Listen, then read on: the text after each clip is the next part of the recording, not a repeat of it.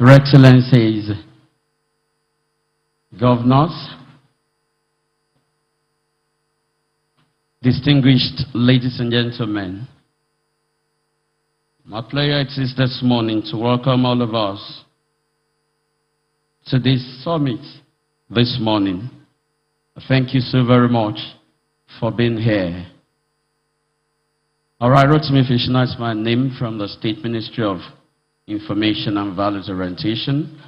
Your Excellency, this morning, I have two other anchors here with me.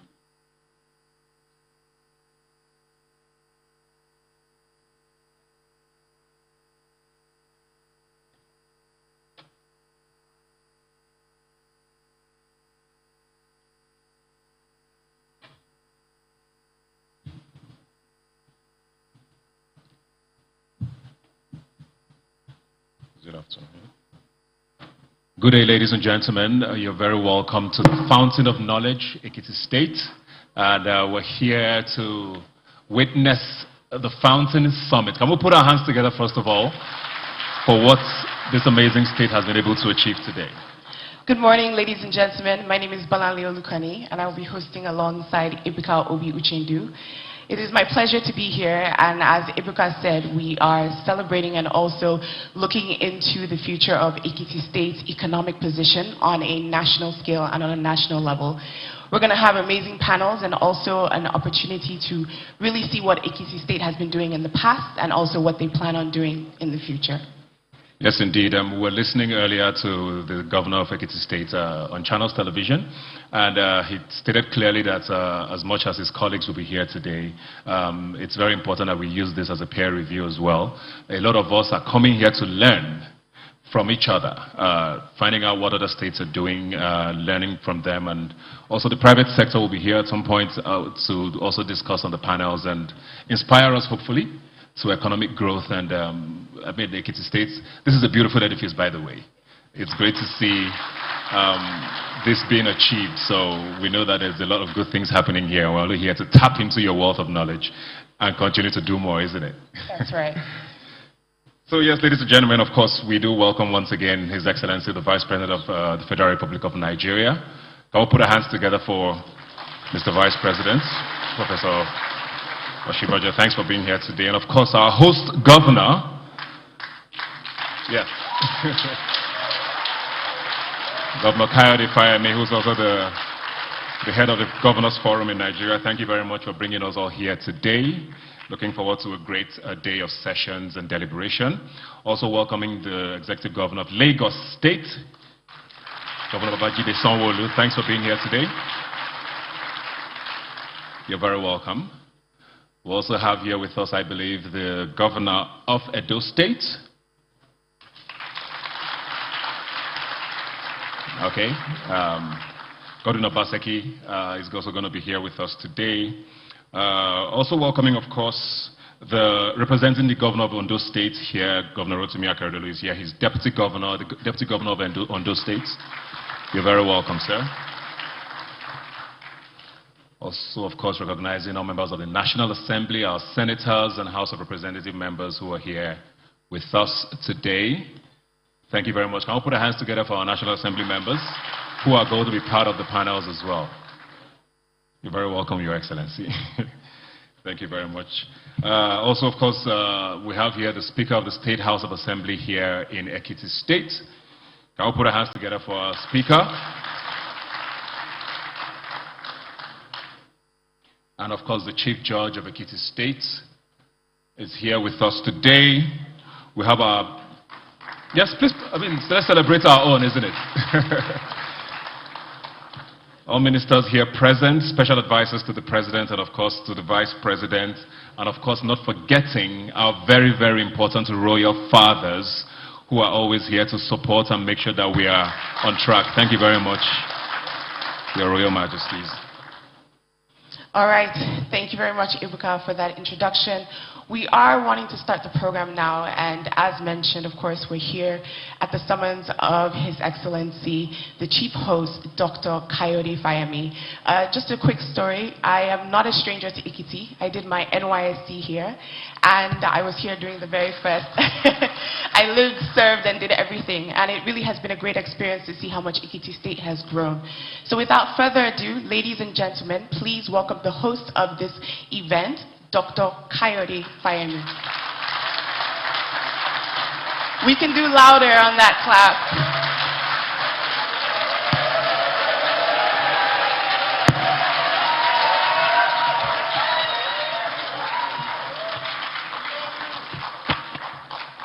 Thank you. Ekiti Keti o.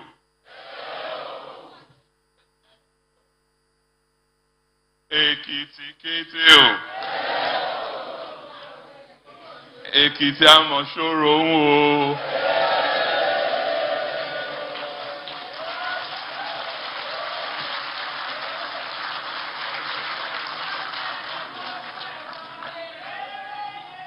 Your Excellency, thank you. Thank you very much. This is a great day. Your Excellency, the Vice President of the Federal Republic of Nigeria, Professor Yemi Osinbajo, GCON-SAN. Your Excellencies, my brother colleagues from Lagos, Governor Babajide Sanwo-Olu, Edo, Governor Godwin Obaseki, Ondo, Governor Oluwarotimi Akeredolu, here represented by his deputy, Deputy Governor Lucky Ayedatiwa. Your Excellency, the First Lady of Ekiti State,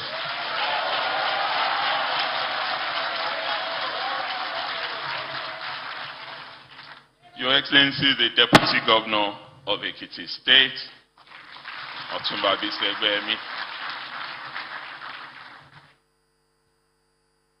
Your Excellency, the first democratically elected governor of Ekiti State, and the Honorable Minister of Industry, Trade and Investment, Otumba Adeni Adebayo Omoluabi 1.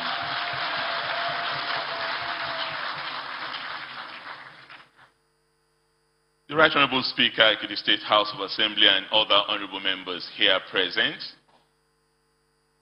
members of the Federal Executive Council here present,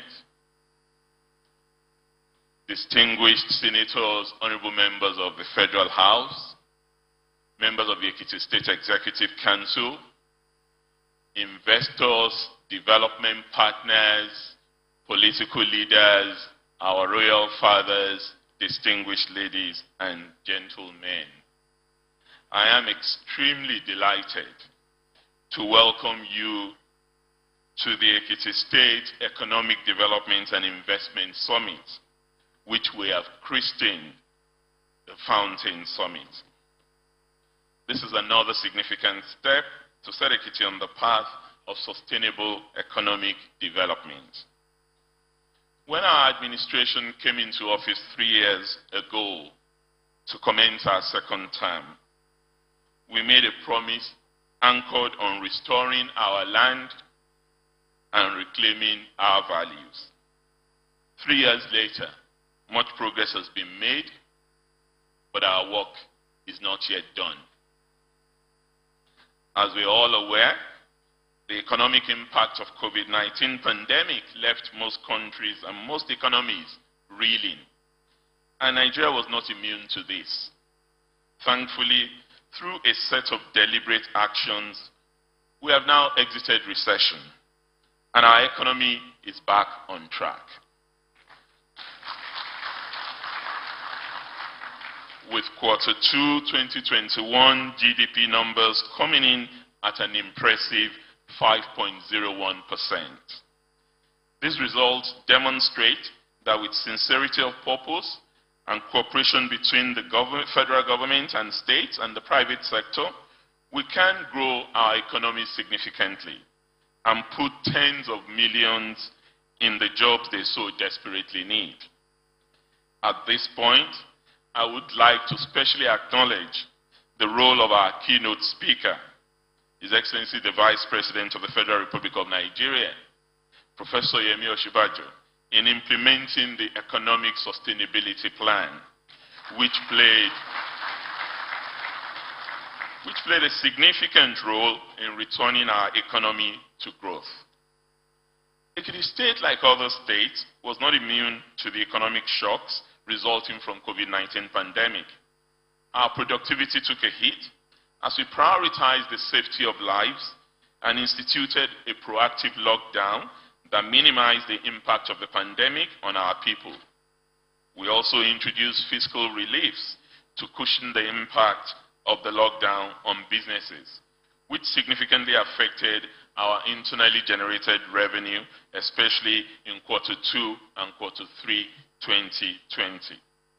The situation was worsened by the reduction in revenues distributed from the Federation account, which dropped below the threshold of 650 billion naira set at the beginning of the pandemic. Ekiti's net FAC and VAT receipts dropped below 3 billion naira per month as the state struggled to meet its monthly break-even target of 3.7 billion naira for recurrent expenditure. This was further exacerbated by the absence of any fiscal buffers. Instead, when we came in, we inherited months of unpaid salaries, pensions, and gratuity, all of which we're still struggling to offset. And at this point, I'd like to thank our workers for their understanding and tireless commitment to the state, whilst reaffirming our earlier commitment to them that we will meet all outstanding promises before our term in office is over. Our solution to reduce the dependence of Ekiti State on federally distributed revenues is to enable private enterprise by making the state an attractive destination for investors. Our efforts have started to yield results, with the Kunderi farm, moribund for over 40 years, now operational and producing over 80,000 liters of milk per month.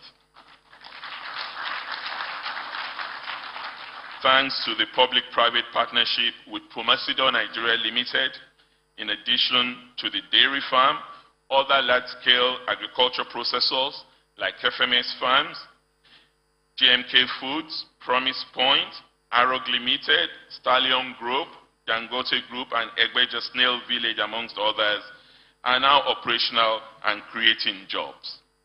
Later in the summit, you will hear from the CEOs of some of these companies who will share their experiences of doing business in Ekiti State.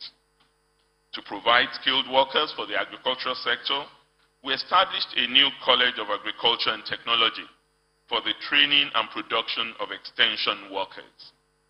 I'm also pleased to note the impact of our Ekiti State Development and Investment Promotion Agency, ECDIPA, which is now fully operational as a one-stop shop to onboard and support investors, whilst also acting as the hub of all investment-related activities.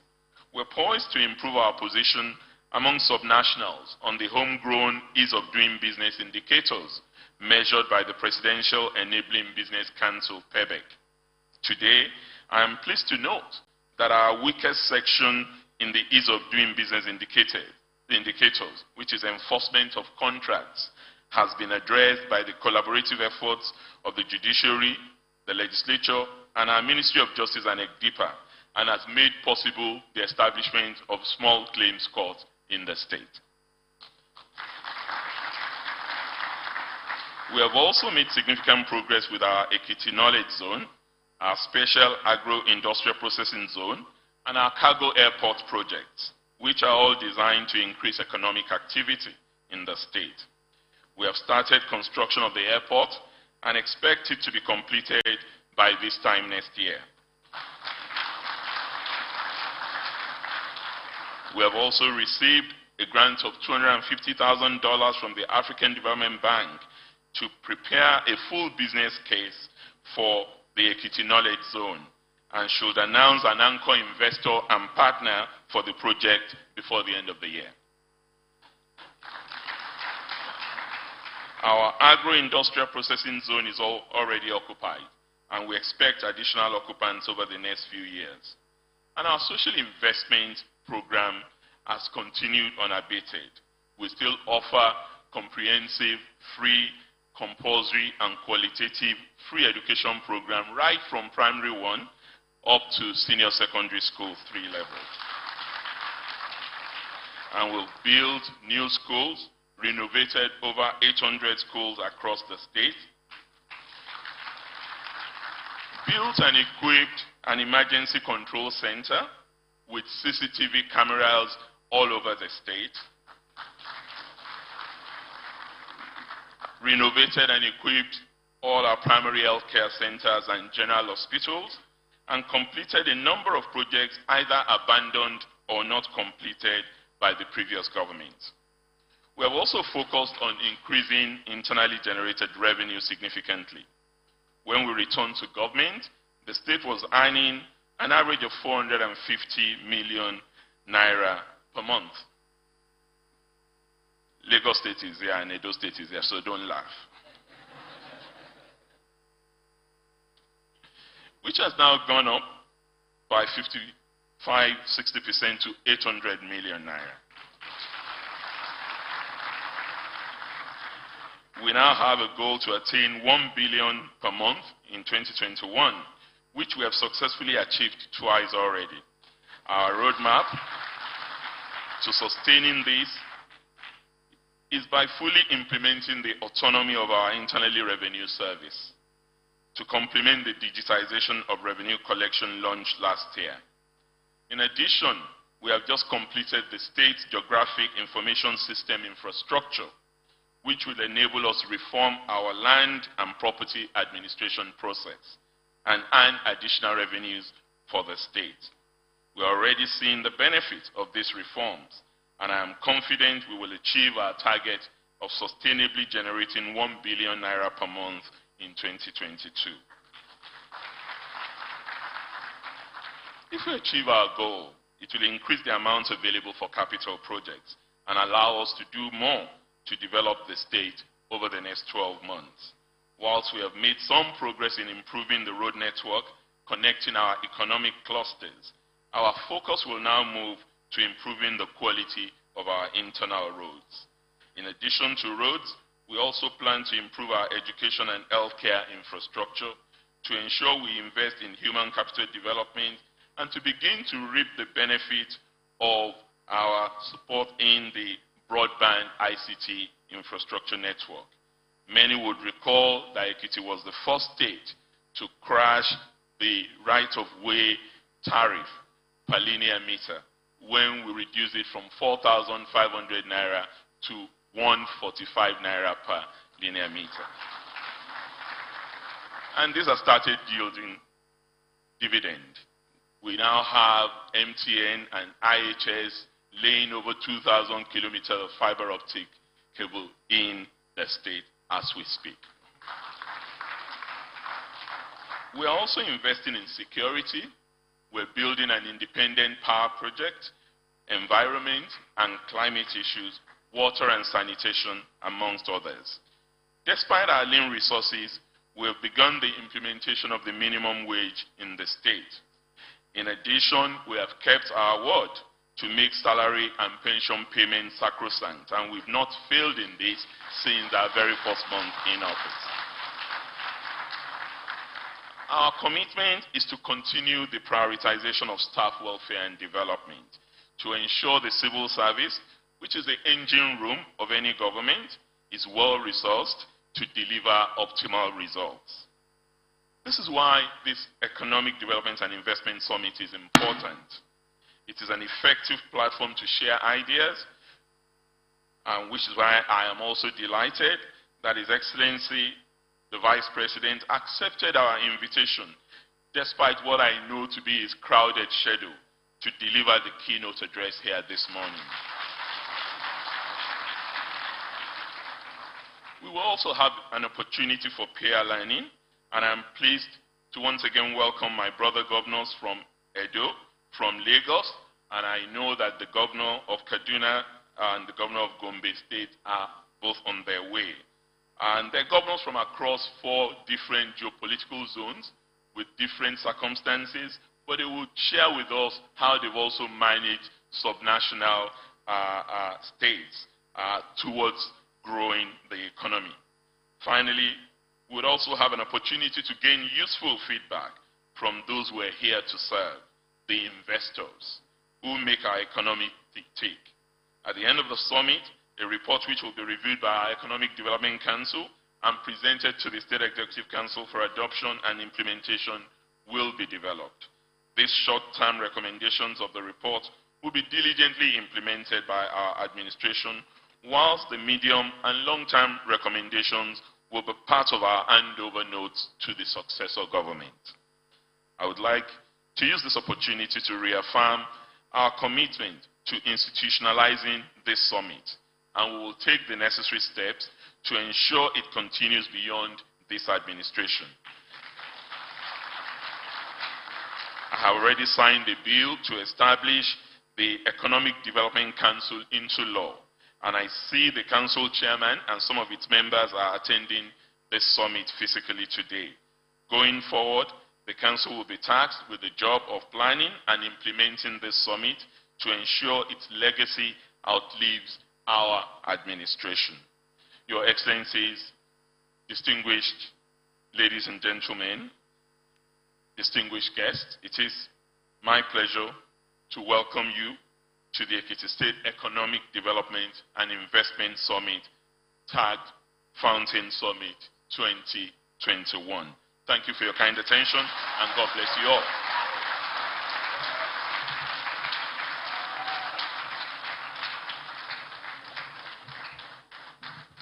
I think His Excellency deserves another round of applause.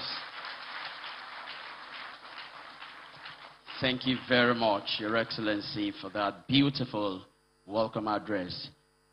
Your Excellencies, distinguished ladies and gentlemen, I am sure we have all seen beautiful things that are happening in Ekiti State. Courtesy His Excellency, the Governor of Ekiti State.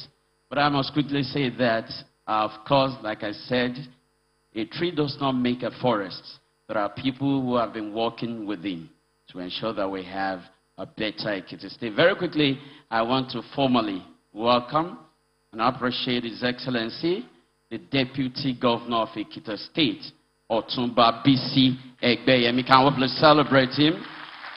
A very supportive, loyal, and dedicated Deputy Governor. Thank you very much. And of course, we have a wonderful mother, a great mother, with different, titles. You can go on and on celebrating this great woman. She's not only for Ekiti State, but of course we call her Mother General. Mother General, Erelu of the universe. Welcome with me, Erelu BC Fayemi. Can we please celebrate her? You're very much welcome. I want to appreciate and welcome the Right Honorable Speaker, Ekiti State House of Assembly, Right Honorable Fuminiyi Afuye. Can we please celebrate him?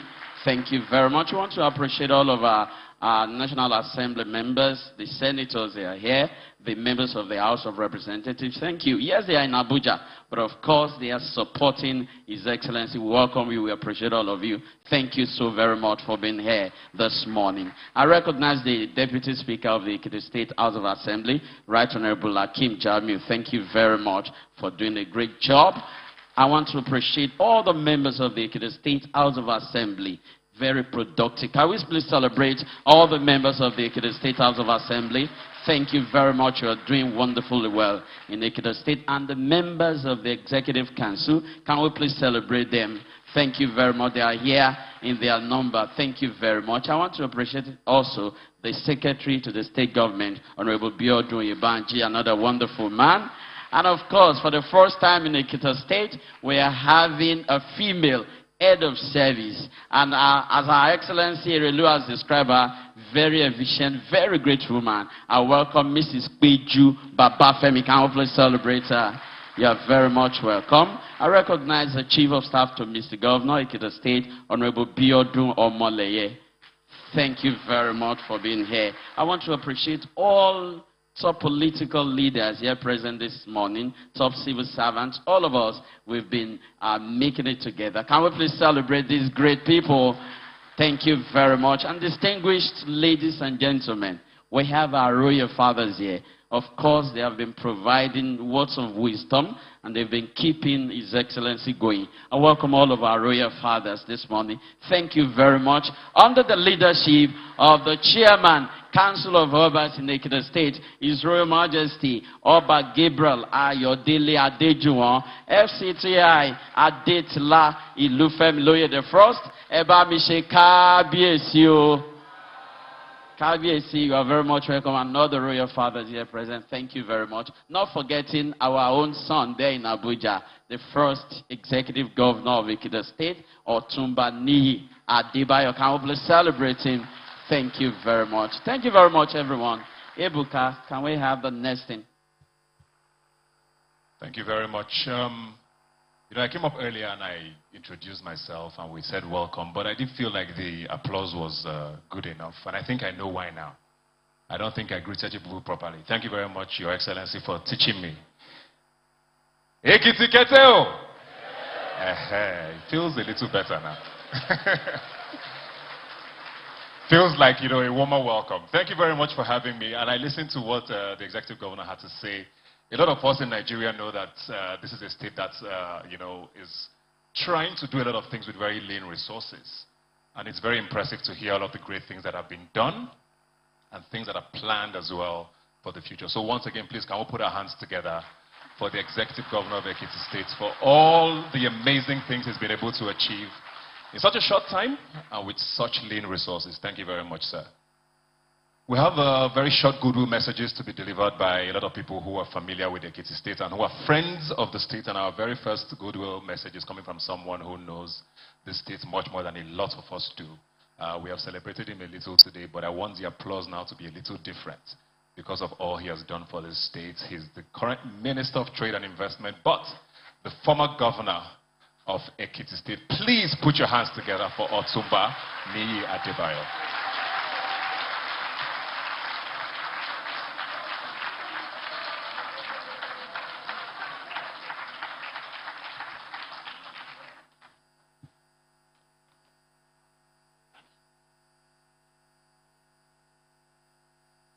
Your Excellency, the Vice President of the Federal Republic of Nigeria, Your Excellency, the Governor of Ekiti State, Your Excellency, the Governor of Edo State, Your Excellency, the Governor of Lagos State, Your Excellency, the Deputy Governor of Ondo State, Your Excellency, the Deputy Governor of Ekiti State, the First Lady of Ekiti State, Kábíyèsí, Kádé pẹ́ lórí, kí bàtà pẹ́ lẹ́sẹ̀, àṣẹ á pẹ́ lẹ́nu, ẹ jẹ́ jura wa o. Distinguished ladies and gentlemen, it is both a pleasure and an honor to be here on the occasion of the Ekiti State Investment Summit. Though the rigors of my role keep me in Abuja and other parts of the country, my heart is always here in Ekiti with you all. I would like to appreciate my dear brother, His Excellency Dr. Kayode Fayemi, the Executive Governor of the state, for the work that he and the leadership of the state have put into this investment summit. Attracting investment into Ekiti State is a key part of the state's development strategy, and this is particularly important given the challenges the world's economy has faced in recent times. Ekiti State recently celebrated its 25th anniversary. As a relatively young state, the strides we have taken in such a short space of time are phenomenal. We have done so much, but this investment summit provides us with an opportunity to proactively shape the next 25 years. We can use this forum to garner much-needed investment into the creation of the Ekiti of the future. Ekiti is a state rich with both natural resources and human capital. Throughout history, it has been an agrarian society with the ability to grow a wide variety of crops. Investment in commercial private sector-driven agriculture will go a long way in helping the state achieve sustainable food security as well as creating employment opportunities. Ekiti is ripe for investment. Last year, the state partnered with the Stallion Group on a $10 million rice mill in Ado-Ekiti. Dangote Group is also finalizing plans to locate a $5 million mill in the same location, which we are now fondly referring to as the rice processing hub of Ekiti State. In the cassava value chain, FMS Farms is setting up a $10 million starch processing plant and farm in Ikole. In addition to this, Promise Point has also invested $15 million in a starch processing facility within the same area, which has also been designated part of the Special Agro-Industrial Processing Zone. There have also been multi-million-dollar investments by both Promasido and JMK Foods, as has been earlier mentioned by His Excellency the Governor. As you can see, Fire Ministry Bebe.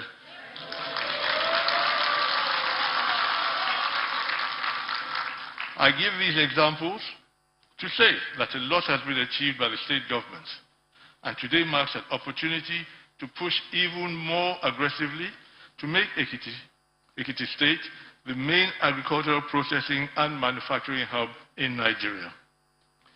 I would like to thank all the investors that have taken their time out to be here today.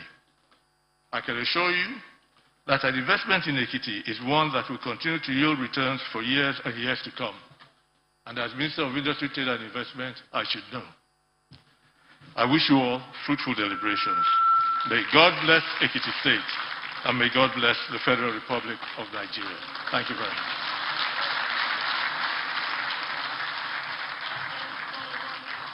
Ladies and gentlemen, another round of applause, please, for His Excellency.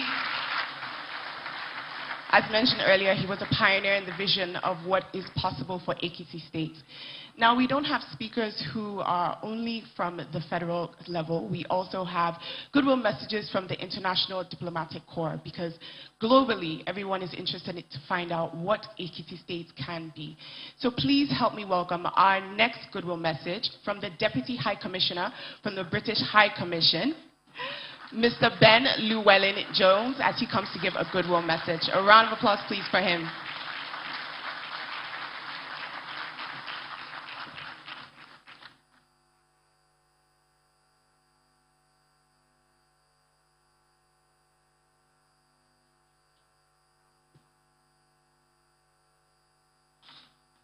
Thank you very, very much indeed. His Excellency the Vice President, His Excellency Governor Fiemi, and other governors here present, senators, my friend, Federal Minister of Investment and Trade, Royal Fathers, and distinguished ladies and gentlemen, and investors, I hope, as well, who I know are present here too. The UK is a long-standing partner to Nigeria, and as British Deputy High Commissioner based in Lagos, I'm responsible for promoting trade, investment, and economic development throughout Nigeria, including here in Ekiti. Nigeria remains the UK's second largest trading partner in sub-Saharan Africa, and our UK overseas development assistance programs support infrastructure development, investment, jobs, and economic growth across Nigeria, with an effect here in Ekiti too.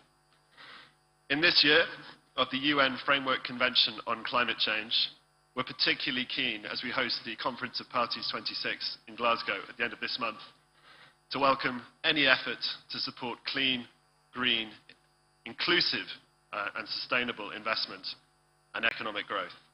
And so I hope in today's deliberations we hear as much as possible about how, as we build back better, economic investment and economic growth can support that. I congratulate His Excellency the Governor, but also his cabinet and team, who I had the pleasure to meet last night. And for my part, will take away from today anything that I can do and we can do from the UK to support UK trade and investment and partner with Ekiti and businesses here to build jobs and growth. So thank you for your kind attention, and I wish many, many best wishes for a fruitful conference today. Thank you very much indeed.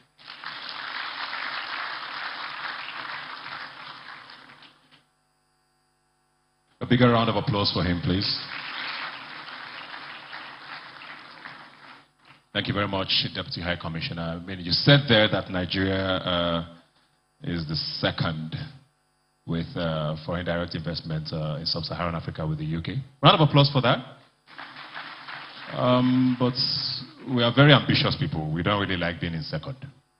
And we're hoping that things can only get better. And we become your favorite destination on the continent. Once again, a round of applause for the Deputy High Commissioner there. We're here talking about the economy, talking about all the great things that Ekiti State has to offer, and investment is a huge part of it. And our next speaker is someone who, at the federal level, understands this better than a lot of us. He's the acting Executive Secretary of the Nigerian Investment Promotion Commission. Please put your hands together for Mr. Emeka Ofo as he comes to give us his own Goodwill message.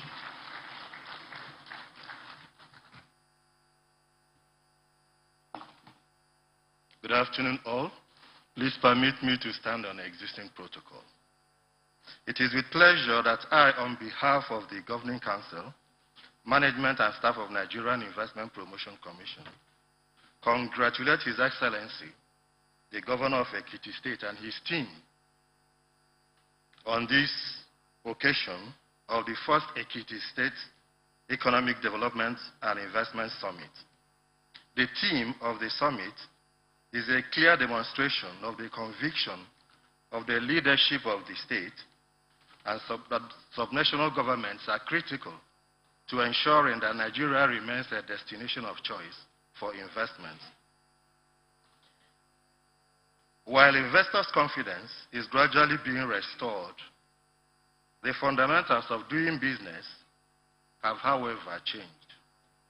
Globally, Nigerian businesses and indeed governments at all levels need to be pragmatic to adjust rapidly to these evolving phenomenal changes. Nigeria cannot afford to be a target market, but rather an investment destination. It is therefore very important that the lessons that shall be shared at this summit are taken on board and given due consideration, and action plans are immediately put in place to incorporate recommendations that shall ensue. Your Excellencies, distinguished ladies and gentlemen, Nigerian Investment Promotion Commission is proud to be associated with the government and people of Ekiti State.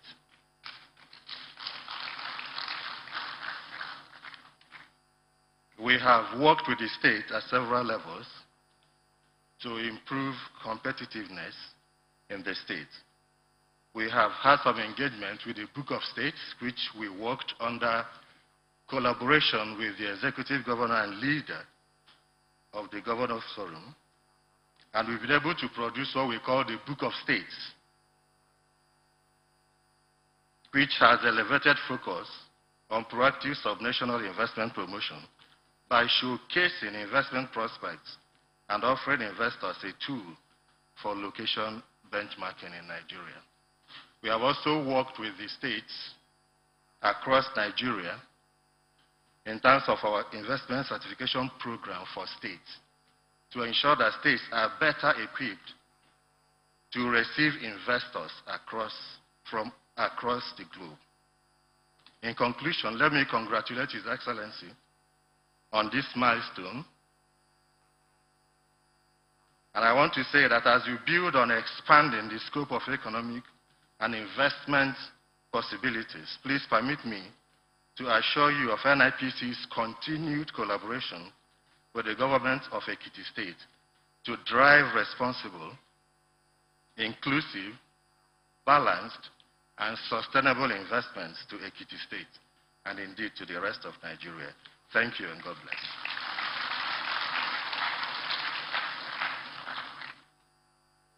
Another round of applause, please, for Ms. Emeka Ofo.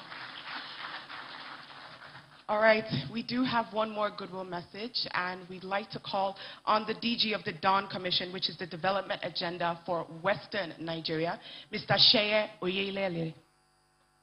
A round of applause, please, for him as he comes.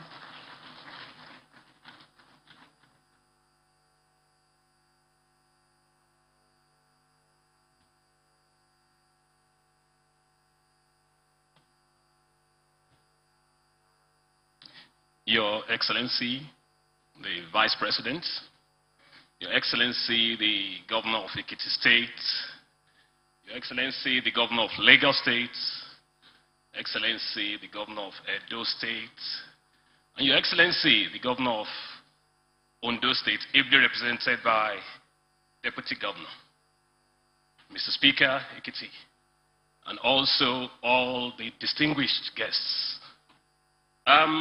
I would like to congratulate Mr. Governor for putting this together.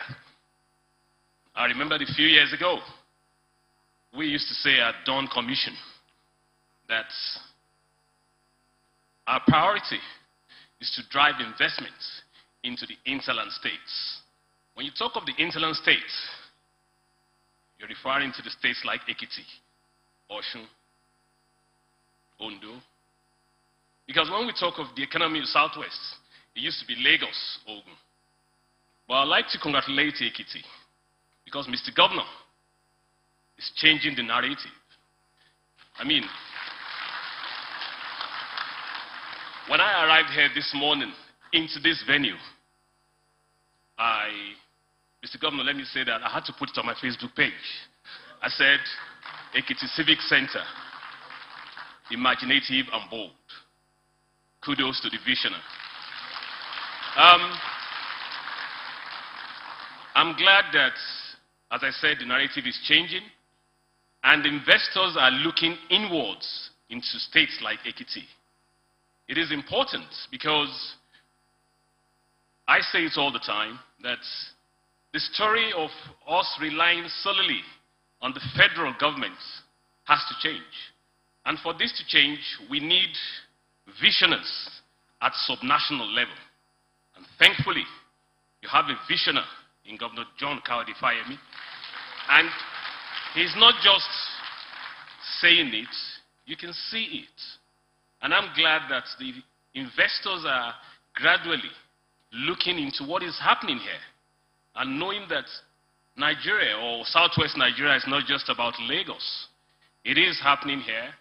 And my prayer is that successive governments in this state will build on what His Excellency John Kayode Fayemi has started. It is very important.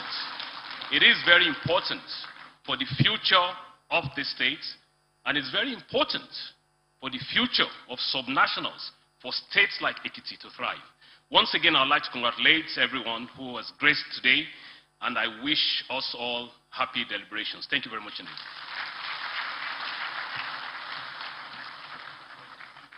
Thank you very much for that. You know, it's not very often that you find yourself at Nigerian events and you give speakers a time frame to speak and they stick to it. We'll have 4 very short, but straight to the point Goodwill messages. So once again, your hands together for our speakers for showing us that brevity can sometimes be good enough. It's time for us to listen to our keynote speaker, ladies and gentlemen, and he, like the executive governor had said earlier, definitely has a very busy schedule, but has dropped it all to be with us here today. First, to celebrate with Ekiti State on a day like this, but also to show the support of the federal government. Ladies and gentlemen, please rise as I welcome His Excellency, the Vice President of the Federal Republic of Nigeria, Professor Yemi Osinbajo.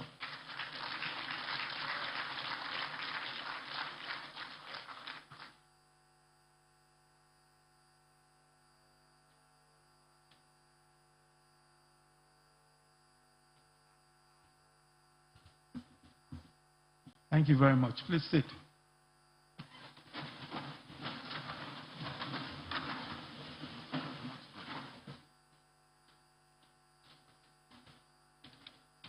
Your Excellency, the Governor of Ekiti State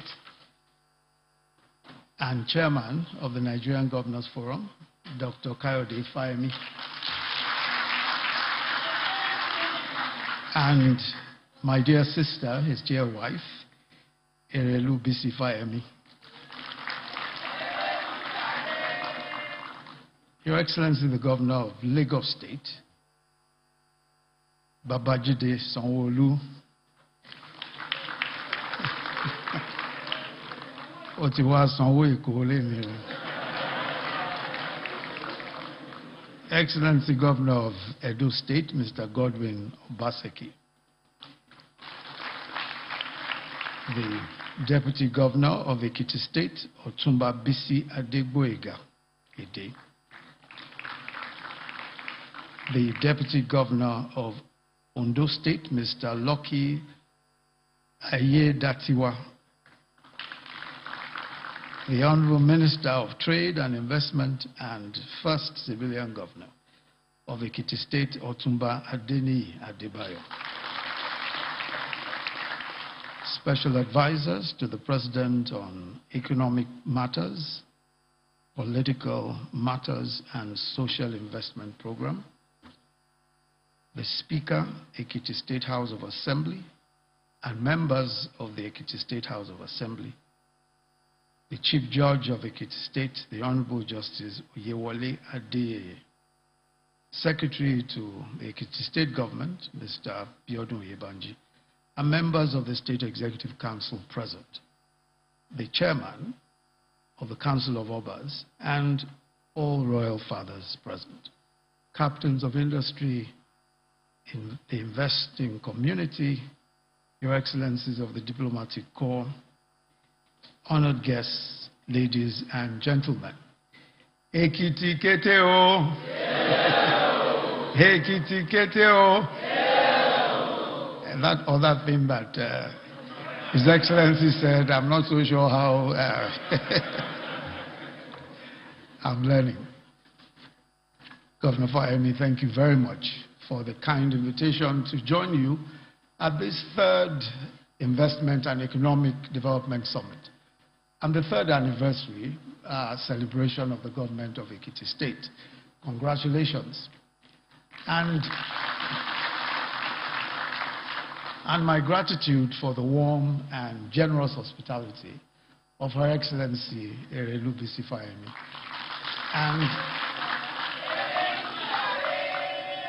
and your good self to me and my team today, as always.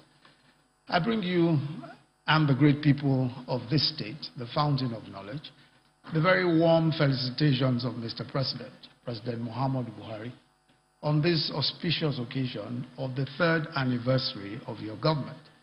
As you know, President Muhammadu Buhari has a special interest in this state, being as your dynamic governor was actually on loan in his second coming from the Federal Executive Council, chaired by His Excellency the President. The theme of this summit is an important one: investment, attractiveness, and economic development, lessons for subnationals. The economy of the subnational is a peculiar animal. The state within the federation is not a nation, but it must behave like a nation. It derives some resources from the federal pool and generates some income. The sum of those will provide infrastructure and services to the community. But the size of the sum and the quantum of opportunity available to provide livelihoods for the populace will depend on how the state enables local and external investors, small and large, to put their resources into business and commercial activity in the state.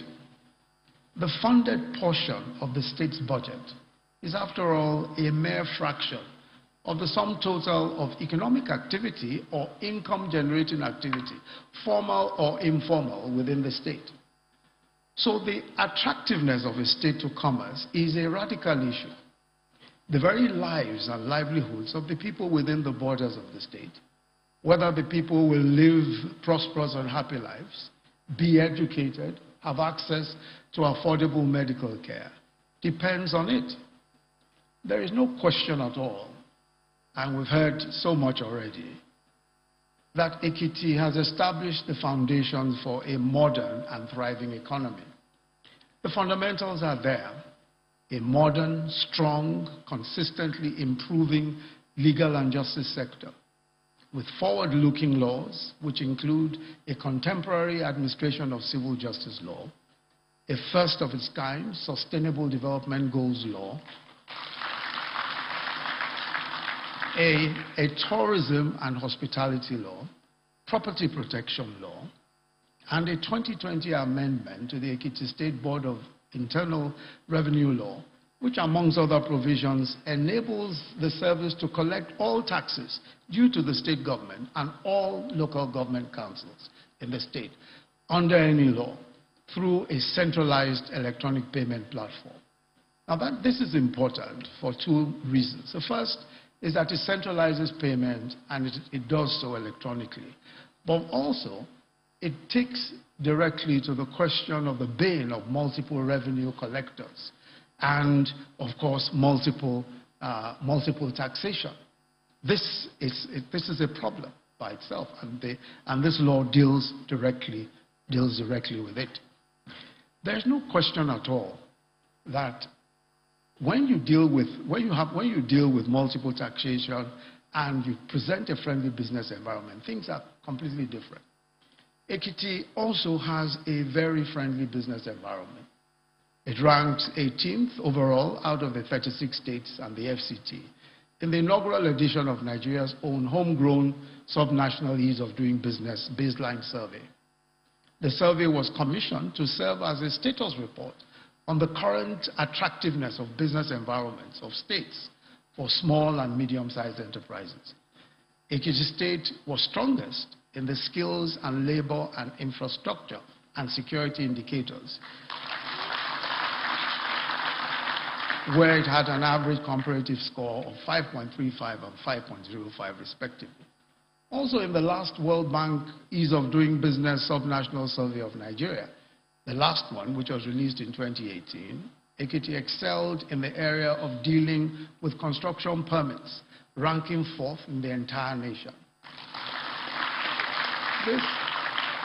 This is a state that has vast arable land for agriculture and its value chains, a modern, strong, and effective media and public communication system, and of course an experienced CEO of the state, Governor Fayemi, whose academic and civil society background, and will leave out the outlaw days of Nadeko. His excellent relationships with international donors and DFIs, his experience as a second-term governor, and also one-time Minister of Mines and Steel, and as chair of the Governors Forum, where he has very important experience in extracting benefits for the states from the federal government. All of this put the state at a distinct advantage. So the evidence is compelling, and significantly, there's commitment here to a private sector-led economy, and this is important. Business is, if you'll pardon the pun, the business of the private sector. Governments should, as much as possible, facilitate or at best collaborate. And an excellent example is what we've heard already, the formerly state-owned Ikun dairy farms at Ikun Ekiti. After 40 years of inactivity, the state government has divested 76% of its shareholding to a private dairy company, Promasido, resulting in a company that is now producing over 80,000 liters of milk per month. And I'm told that this is from a herd of just 500 cows. There's also the recent commissioning of the recent concessioning of the iconic Ikogosi warm springs, affirming the same principle. And this is a very important principle, the idea that it is the private sector that really should lead in the economy. Some years ago, when we were in Lagos State, in 1999, as we assumed office, at the time, the previous government had sold majority shares in Eko Hotel. And when we got into office, we were very angry that the shares had been sold. And so we tried our best to get it back. We went to court, we did all sorts of things. But about a year into our court action, the Minister of Finance called me, I was serving then as Attorney General, and said to me that the new shareholders were prepared to pay some dividends. And I said, no, don't accept anything from them. They might go back to court and say, we have considered the case. But he said, why don't you listen to how much they want to pay first? When I heard how much they wanted to pay, I said, you have to take it immediately.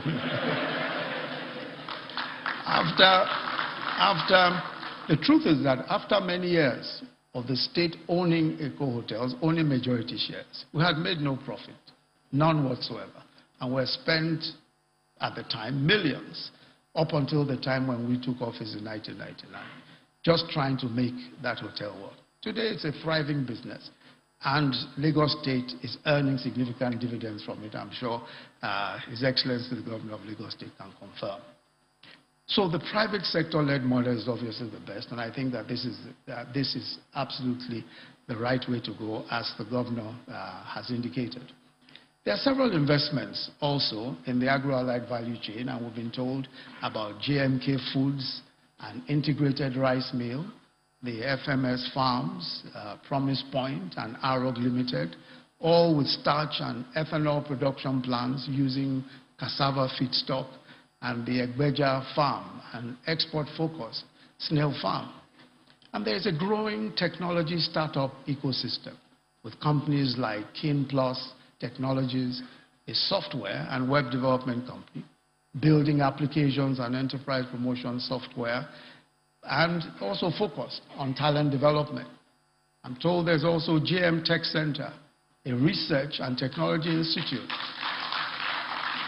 which has just been recently launched in Ekiti. All of these are thriving businesses, modern businesses that are functioning here because the environment has been provided for them to succeed. But Your Excellency, 2 Saturdays ago, I represented Mr. President at the swearing-in ceremony of the new president of the Sao Tome and Principe Republic.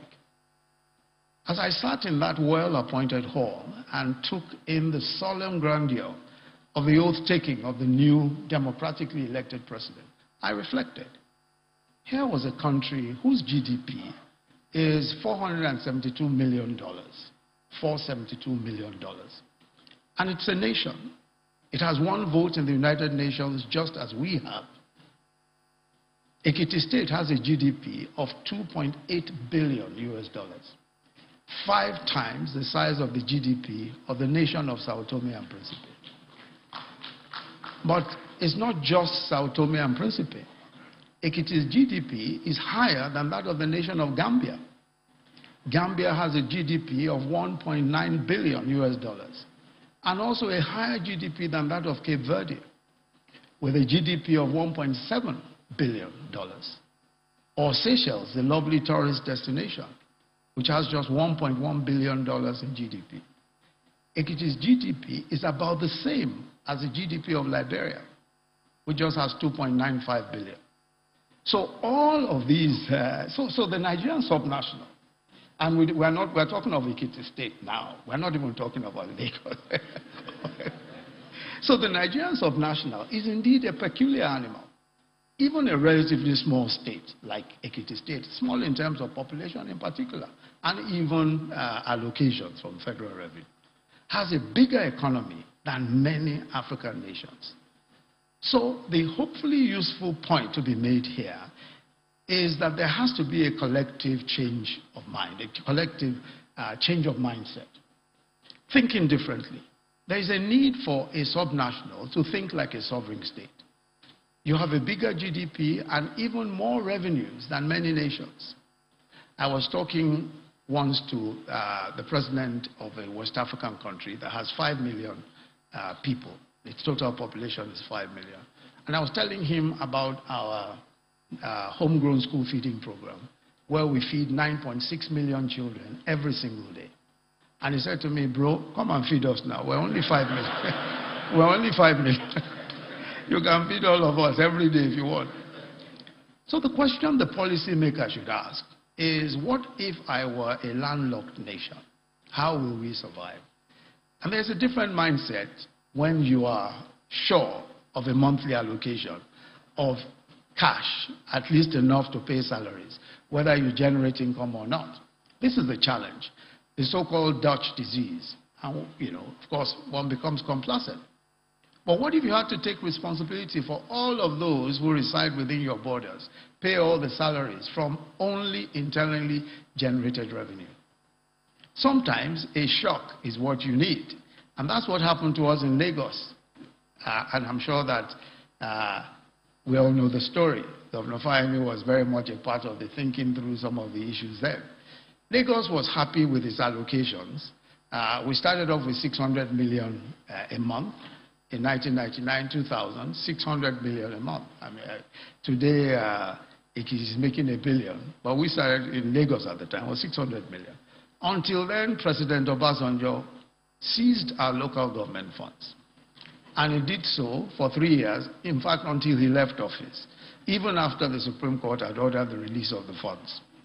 So we were compelled to think like a sovereign state. We moved to re-engineer our tax office, much like what the state government is doing here, and our lands registry, which of course is our own oil. And from an IGR of 600 million in 1999 and 2000, Lagos today does almost 45 billion a month. And it's targeting 60 billion by next year, I'm told. So I think the surest way forward, is to deepen investments in the niche areas, or at least the areas of Ekiti's comparative advantage. We have already noted the tremendous potential in agriculture and dairy, but clearly the way of the future, especially for the huge population of young men and women seeking good paying jobs, is technology. And I think you are in the flow of progress with the planned establishment of the Technology Special Economic Zone. Clearly, the future of fast-growing economies is in the knowledge economy. Every day, we are beginning to see the transition, as Shimon Peres, former Prime Minister of Israel, said. From the age of territory, we are entering the age of science. Land size, natural resources are forced to give way to science and the knowledge economy. Science has no borders. Of course, land has borders and visa and immigration restrictions. Technology has erased those borders and even physical offices. So young men and women in Ekiti State can work from here and earn world-class wages. This is why the planned investment in that Ekiti knowledge zone is strategic. And it's exciting to see that the plan is to use business process outsourcing as an anchor. It's designed, I'm told, to be a service-led special economic zone, a digital technology hub, leveraging its proximity to 5 different tertiary institutions. This, if one may borrow the term, is the future of jobs. It certainly is the future of jobs. And I think we must commend the farsightedness of the state governor and his team for determining that technology, especially the knowledge economy, is the way to go. However, a digital SEZ, to be successful, must be attractive to digital companies. That means that there must be high-quality, well-trained talent. And I'm glad to hear already that on account of the reduction in the charges for laying of cables for broadband connectivity, the state is already attracting investment in the laying of cables. And that, I think, is fantastic because it's an important component of the knowledge economy and of using that for commercial purposes. So we need trained local talent. It was the CEO of Apple, Tim Cook, who was asked why his company was investing in China. He was investing so much. He said, and I quote, "The #1 reason why we like to be in China is the people. China has extraordinary skills, and they have the most. What is most unknown about them is there are almost 2 million application developers." 2 million application developers who reside in China that write applications for our iOS app store. 2 million app developers in one country. So gone are the days when you could argue that you should be an attractive destination for investment because you have cheap labor. Today, well-trained technology and innovation talent is the game changer. So there are 3 keys to this knowledge economy, which in my opinion is the future. And the 3 keys are education, education, education. Education. I think it will be important for Ekiti State to leverage its famed love and its famed passion for education And I think that some will remember how, in those days of the First Republic, the eloquent and witty politician, Chief K.O. Mbadiwe, was the joke around him at the time when people would say that Mbadiwe, Ekiti aka, tipali. I think that Ekiti has not lost. I think Ekiti has not lost that edge, and this is the moment, I believe, to refocus, especially on science, technology, engineering, and mathematics, STEM education. This is vital for being able to participate effectively in the fourth industrial revolution, which is at once a digital age and a knowledge age. This must be the fountain of the knowledge economy. I think we must go beyond the fountain of knowledge. It must become the fountain of the knowledge economy. And I believe that you're all set for that purpose. Of course, education is not only at the high end, but also it requires a strategic framework for imparting technical and vocational skills to artisans. The importance of having a pool of healthy, well-trained workers, such as electricians, fitters, mechanics, laboratory technicians, welders, machine toolists, and even web designers, is vital for an ecosystem that will be attractive for technology and innovation investments. Happily, Ekiti State has the highest score among the states of the Federation in the technical and professional skills category of the ease of doing business rankings. So there is a strong foundation to build upon this. But I think there's more to leverage on.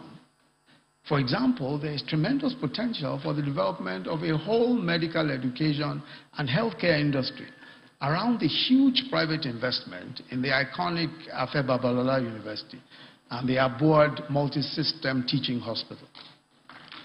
And I know that the state was helpful in providing access roads and I believe some other facilities when that campus was being developed.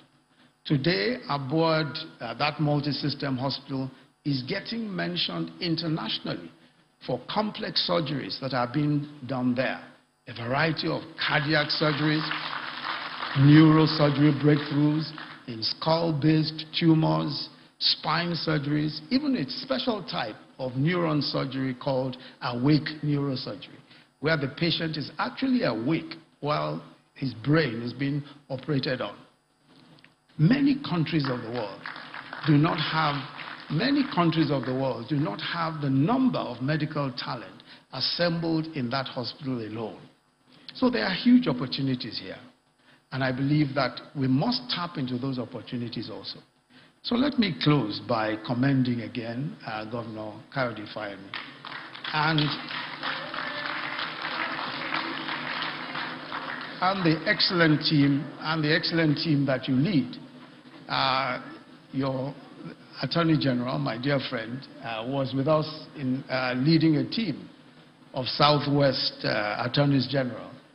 And after showing us all that he had done in Ekiti State, I had to remind him that he actually came from Ogun State. That is, of course, he would argue about that. So I must commend you for leading a focused and value-sensitive, modern, and well-informed approach to governance. So much has been done. So much has been done, but much remains to be done. And on your 3rd anniversary in office, I pray that you will finish well and finish strong, and that this state and its great people will continually enjoy peace and prosperity. God bless you all. Thank you.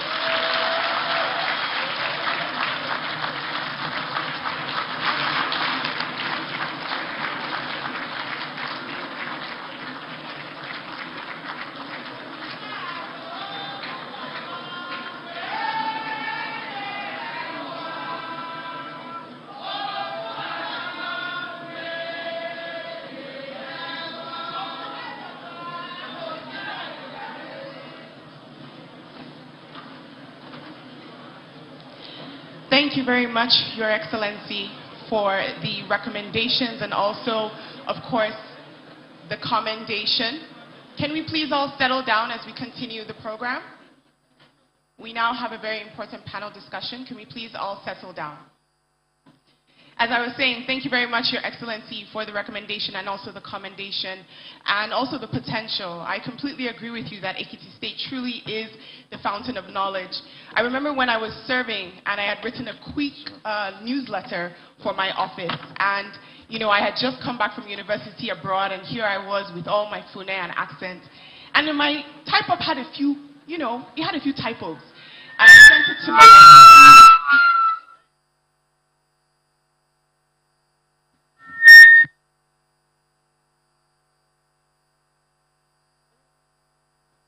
Hello? Okay, wonderful. They're trying to break my flow and my story. And I sent it to my, you know, boss then, and she said to me, Balane, just because you are from abroad doesn't mean that everything you have here is correct. I come from the fountain of knowledge, and I learned so much in that time. My grammar improved greatly, so the potentials are great. Now, Ekiti is not a lone state. As you can see, we have stakeholders from all across the country, and our next panel is going to showcase just that. We have a panel that I'm truly very excited to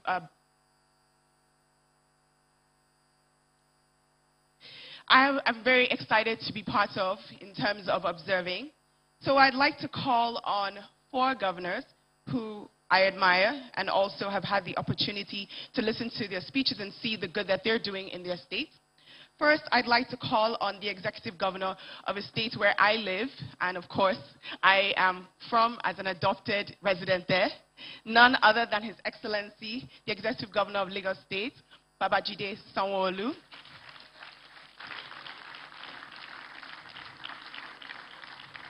Please keep the applause going.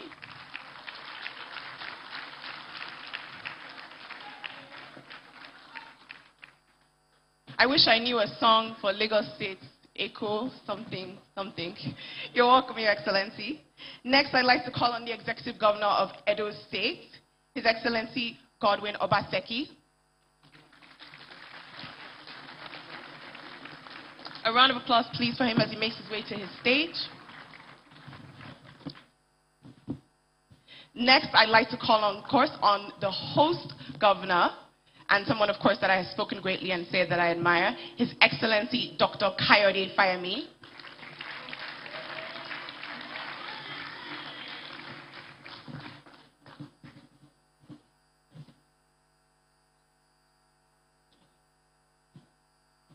And we do have the Executive Governor of Kaduna State, His Excellency Nasser El-Rufai, who will be joining us shortly, but he's not here now, but he'll be in the panel. And of course, we'd like to also invite, as you can see, His Excellency, the Vice President of the Federal Republic of Nigeria, Professor Yemi Oshibajo.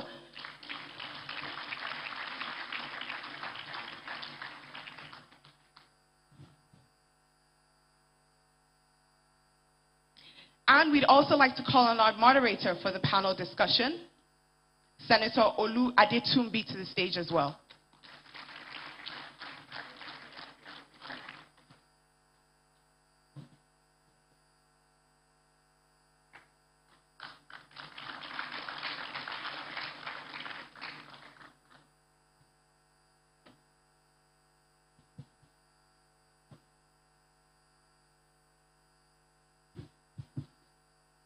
Okay.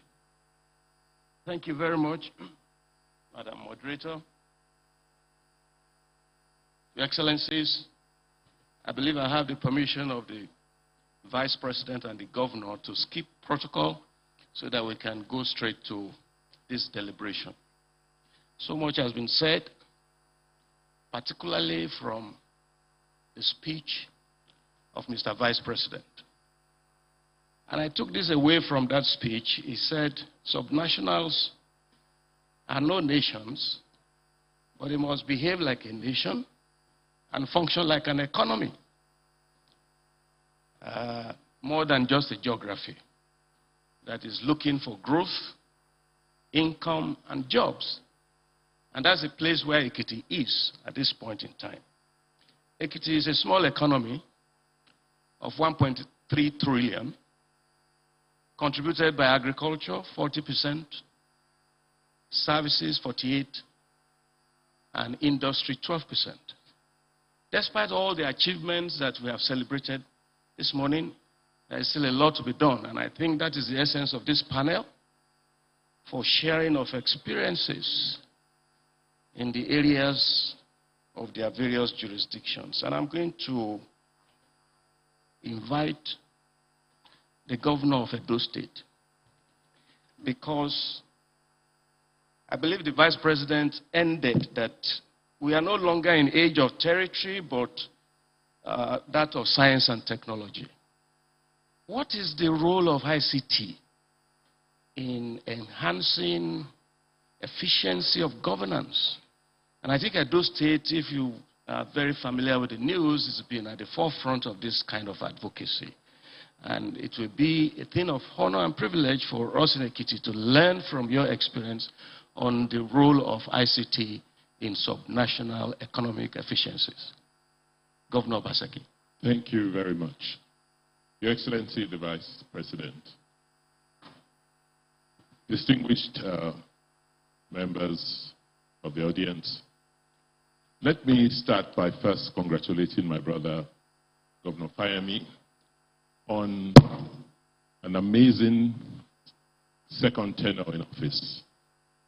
I was with him this morning to commission a project on water, and I was just awed with what he has done with the water sector in Ondo State, in Ekiti State. To the issue at hand, before I comment on the role of ICT, let me start with the last comments from the keynote speech, which is that if you are going to key into the future, into the economy of the future, then you have to invest in three things: education, education, and education. Because that's the foundation, that's the basis on which every other thing rests, particularly the use of ICT. And when you think education, I think the starting point is fundamental education, the foundations of education, which is basic. Ekiti has been amazing in terms of its strides in education from the First Republic. But for the future, we need to see how to now use technology to recast basic education. The use of technology in governance, in governing a people, in organizing society, has to start from that stage, where children at the very foundational age need to be exposed to technology and to see technology as part of their lives. And we've seen that in Edo State, where in reenacting basic education, we're able to give tablets to over 10,000 teachers and train them in the use of those devices, such that today the teachers prepare their lesson notes in those devices. They can take attendance for the children in school. I can tell when a teacher is in class or not. So my teachers can now proudly say they are digital teachers. But what is important and fundamental there is that from the very beginning, from primary one, that child now begins to relate with the teacher on a technology platform. And so I hope that once this foundation is laid, then everything else cascades to the governor's office. What I mean is that once you have the technology being used at the base, then it's easy to cascade it to other functions in government.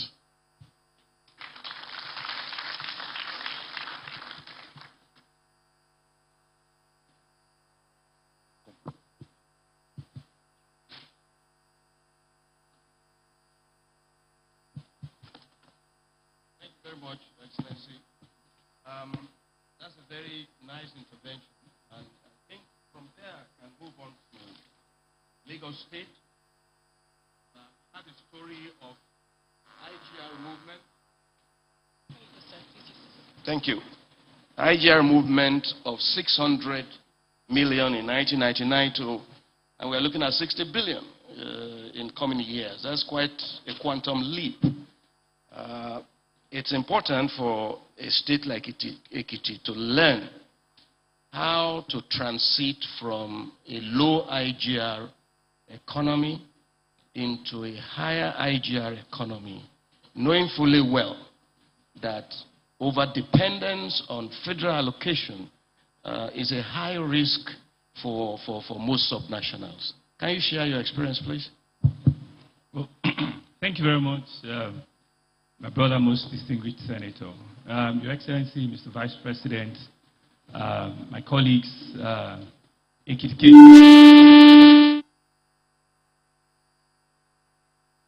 I was going to say Ekiti. Well, so let me not miss this opportunity.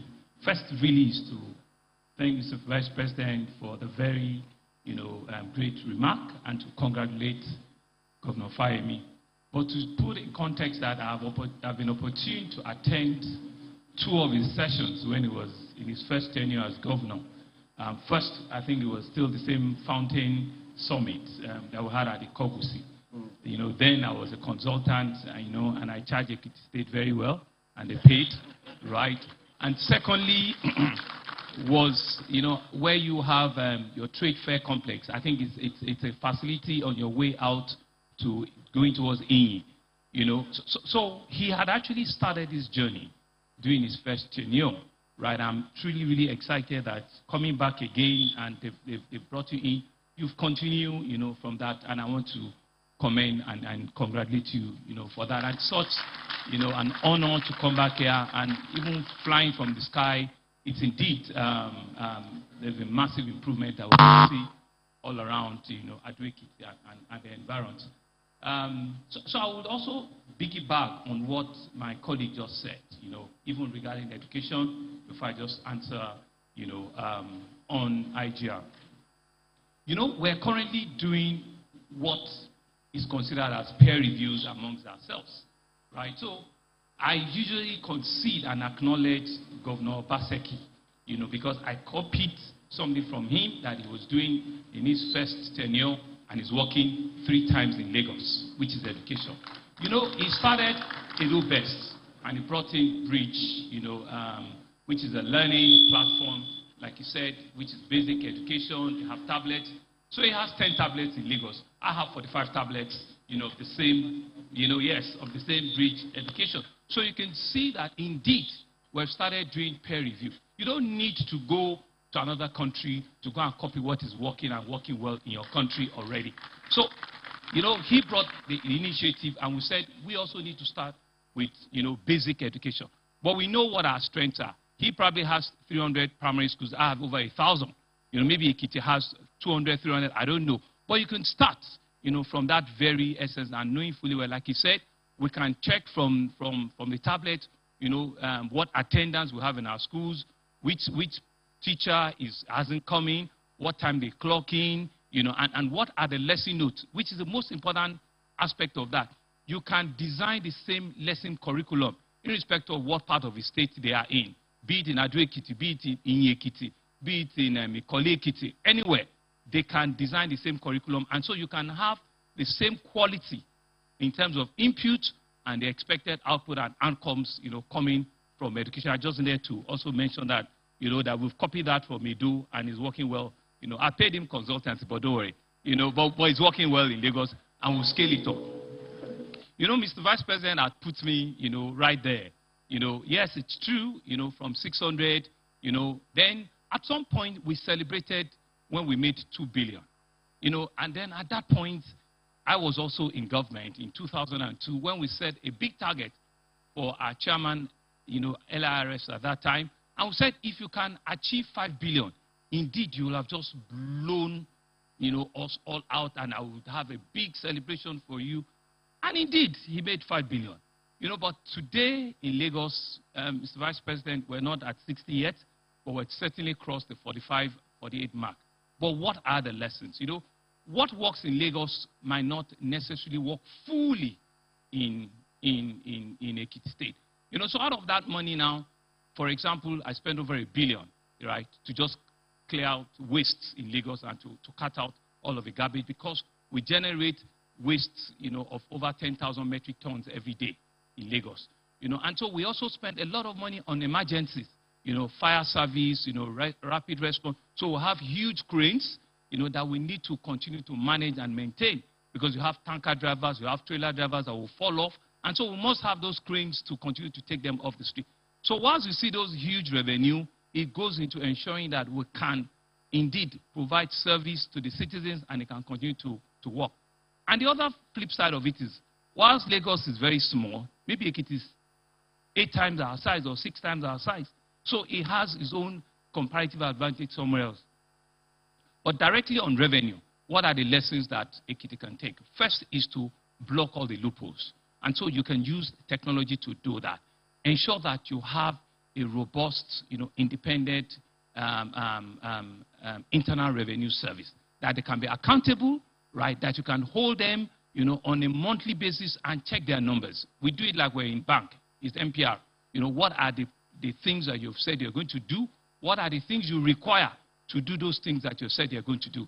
And if you fail to do them at the end of the month, what are the issues? What are the learning and the lessons? If it is vehicles, if it is convenient office accommodation, make it available for them so you can also drive them.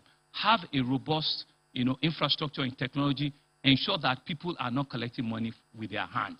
People are not using, you know, you're not leaving anything to chance. So somebody goes to somebody's office and says, your bill is supposed to be 2 million naira, and person negotiates and say, what if I pay you 5? No, don't give room for that. And make sure that all your revenues are centrally collected. It goes into a bank and they're properly receipted, and you can check it on the daily basis. With that, and you block all the loopholes, indeed, even without doing anything, you might actually see a growth, you know, in your revenue line. And once you're able to do that, ensure that the people that are laying the golden egg, you have a means of also encouraging them, you know, giving them, you know, small bonuses so that they can do more. And indeed, you can begin to see, you know, the revenues begin to go up. And I'm certain, like Mr. Vice President said, that Ekiti itself has what it takes to be, you know, to think, you know, act like a subnational, but think like a national. And I'm sure they're on their way to ensuring that they will beat the 1 billion and they will get to 5 billion, like I said, you know, in years to come. Thank you. That's a good one. Another round of applause for His Excellency. I got something. He made a statement that I'm not going to allow to go away. And he said, don't collect revenue with your hands. Otherwise, these hands can develop legs.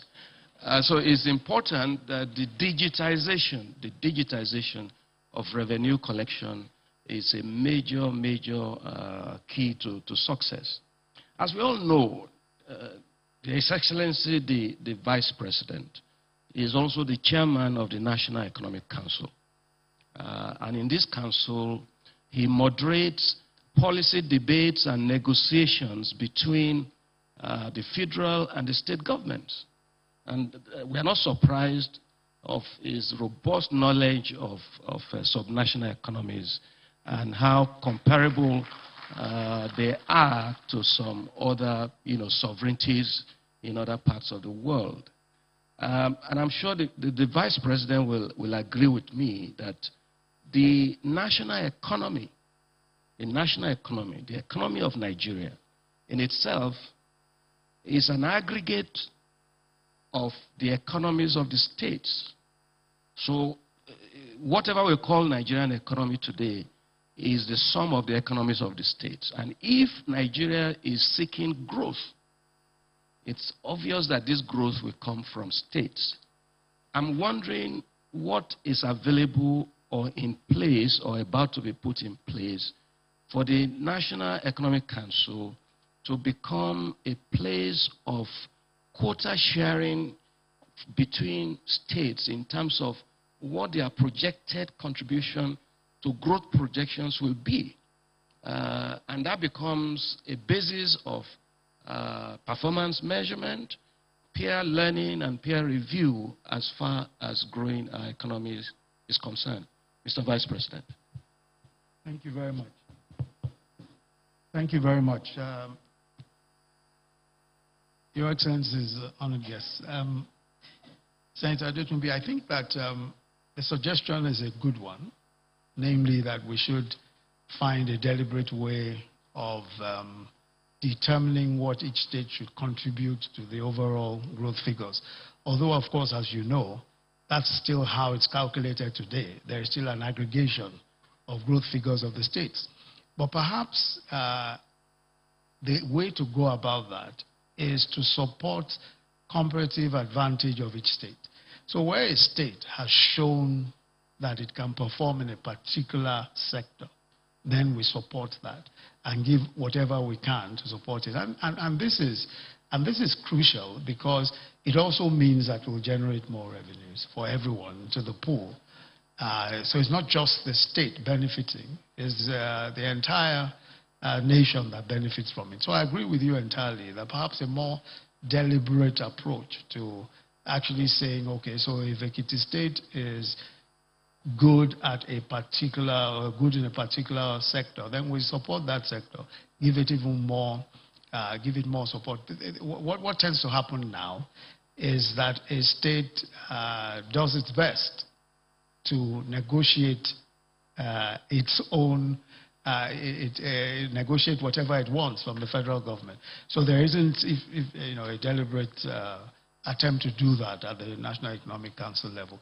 So, for example, Ekiti wants to build a cargo airport, an agro and cargo airport. Now, that airport obviously is beneficial, not just to Ekiti State, but to everyone. But Ekiti State would have to make an application. It's not a proactive situation where the National Economic Council makes an application on their behalf. So I think it's a wonderful suggestion and certainly something we should consider.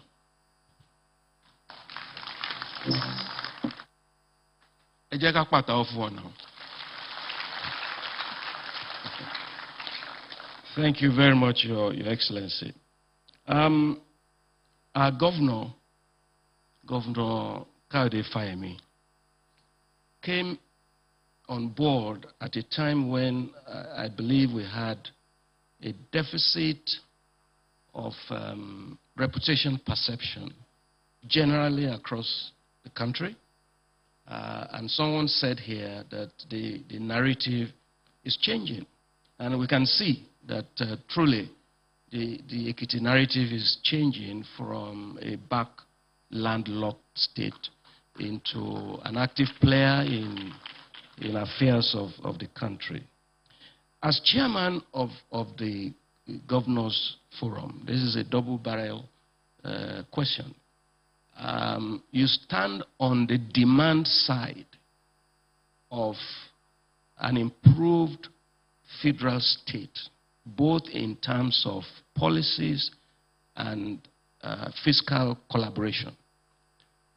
I would like to hear from you what framework is in place for subnationals to effectively negotiate the policy space in terms of roles and responsibility, in terms of share of revenue for this new framework for responsibilities between the body of states and the federal government as coordinates within a federation. And what, for example, and coming back home, which is the second question, what is the coping mechanisms for states to respond to fiscal shocks? For example, 20% drop in FAC. Where does that leave Ekiti? And indeed, any state for that matter.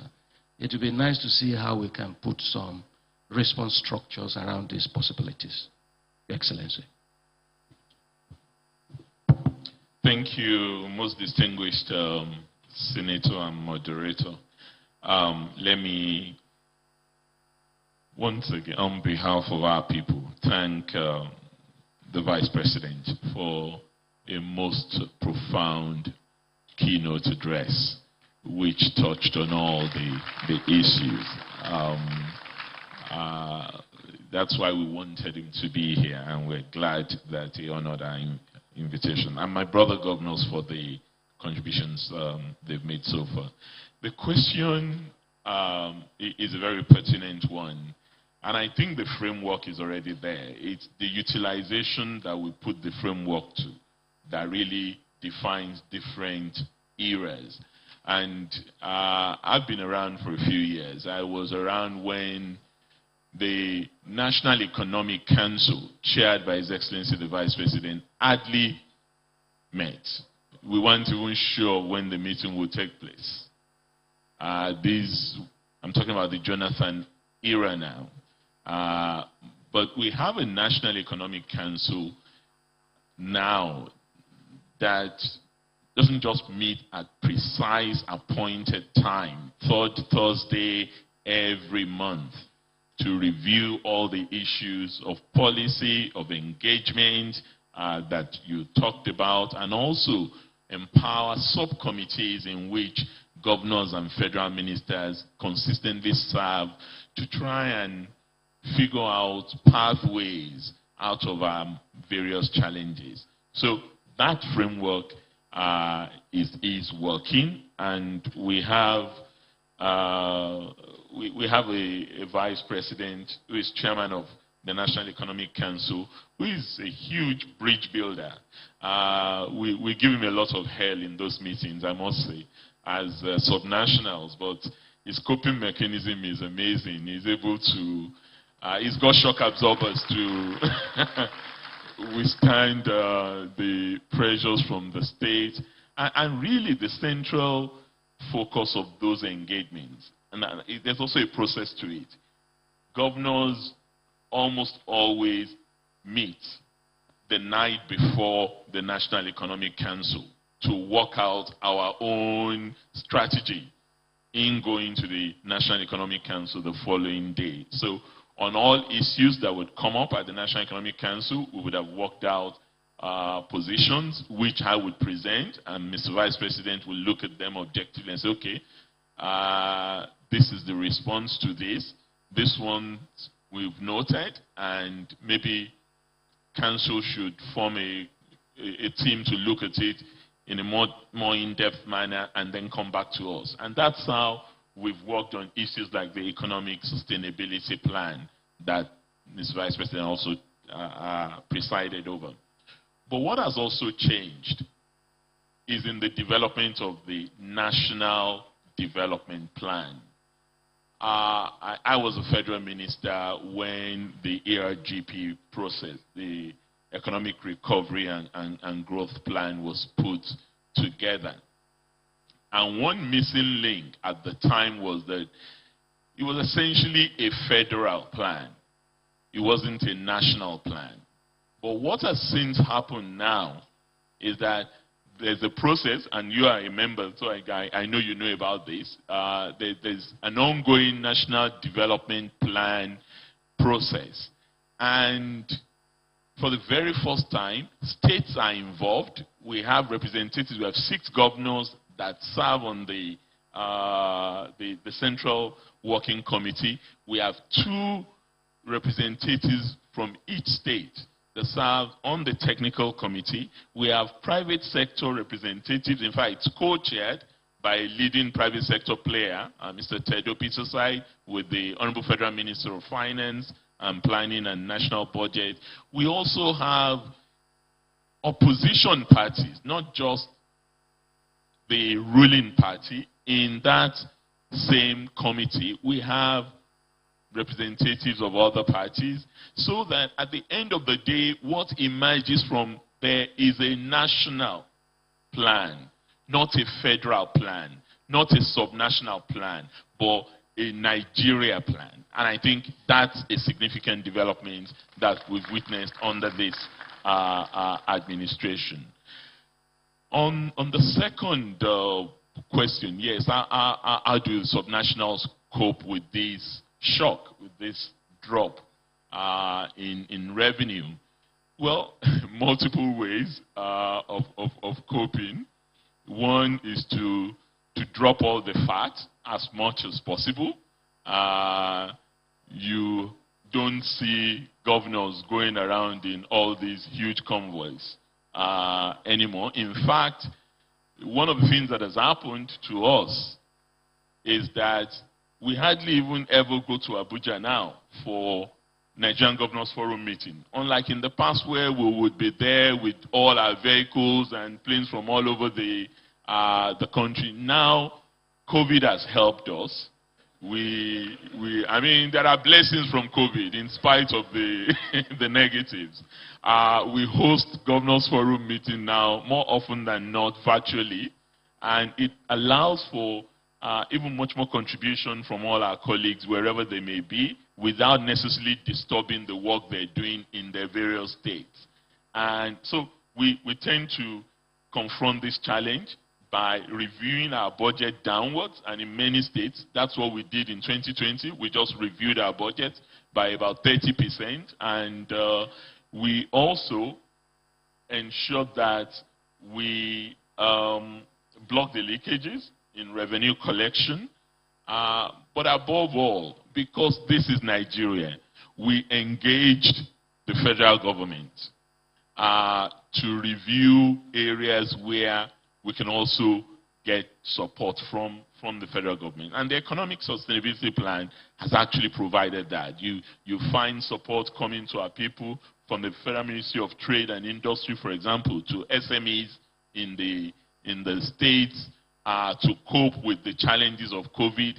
We have programs from Ministry of Humanitarian Affairs and Social Development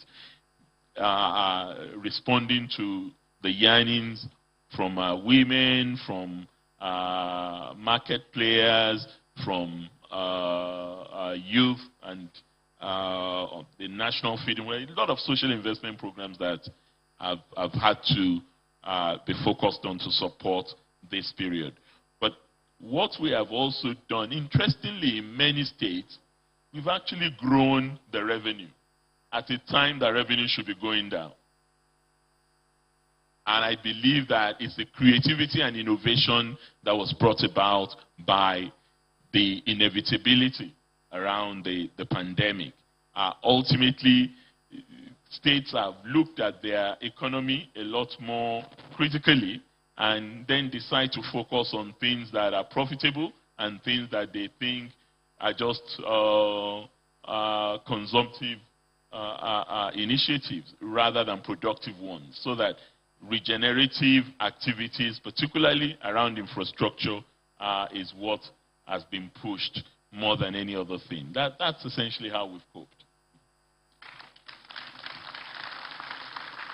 Thank you very much. I think the governor of Ekiti State has disclosed something which I know will be of interest to the Vice President, that actually governors meet a night before they come to you. You know, because those of us who knows your photograph very well before becoming Vice President, we can easily tell that you are not as gray as you are now. You know. Thank you very much for that. And on that note, I'm going to return to our distinguished Excellency, the Vice President. And this is on the issue of state GDP measurement, which started many years ago, but as of today, I think we're at 22 states, thereabout, that have officially measured GDP estimate by the National Bureau of Statistics. There are still about 14 that are yet to come into the field. And given the fact that, as you have mentioned, that it is not just a geography of jurisdiction that states represent, and they are not just political units, they are also economic units.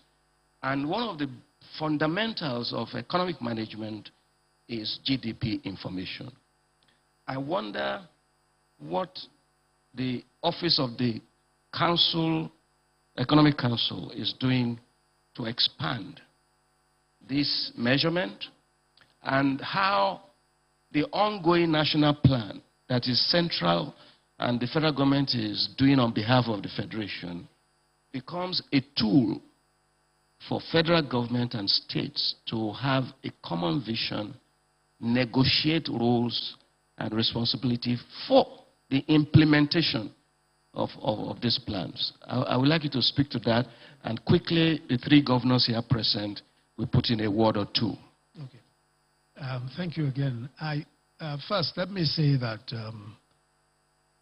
the GDP measurements, as you rightly pointed out, is done by the National Bureau of Statistics. And before the last DG left, one of the critical issues that he mentioned was adequate funding to carry out these sorts of activities. So I think that we're now in a much better position to assist with that particular requirement, the funding requirement. And I'm sure that once that is taken care of, things will move much more quickly. But to your point about how the national plan can be made to benefit the states as well as the federal government, especially as we look at some, common objectives. I think that the very point of this plan and the way it was conceived, and as it's been pointed out by His Excellency Governor Fayemi, is that it was conceived to achieve that very purpose. And that's how it was structured, so that you would have representation, a strong representation from subnationals, strong representation from the private sector, and very strong representation even from opposition parties, because this is meant to be a national plan. As a matter of fact, as the national plan is going on, I'm also certain that you're aware of a project funded by the UNDP called Imagine Nigeria, which is also quite a fascinating enterprise, because you have a situation where some of the best minds, young and old, are really thinking about what a Nigeria of their dreams would look like. And we've gotten quite a few very interesting results. So I think that the general approach to national planning now, as well as all these other initiatives, are directed at that common end. But obviously, it will come down to implementation.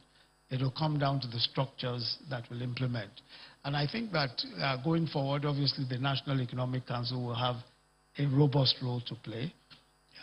The National Planning Commission, of course, as you know, the National Planning Commission is now more or less subsumed in the Ministry of Finance and National Planning.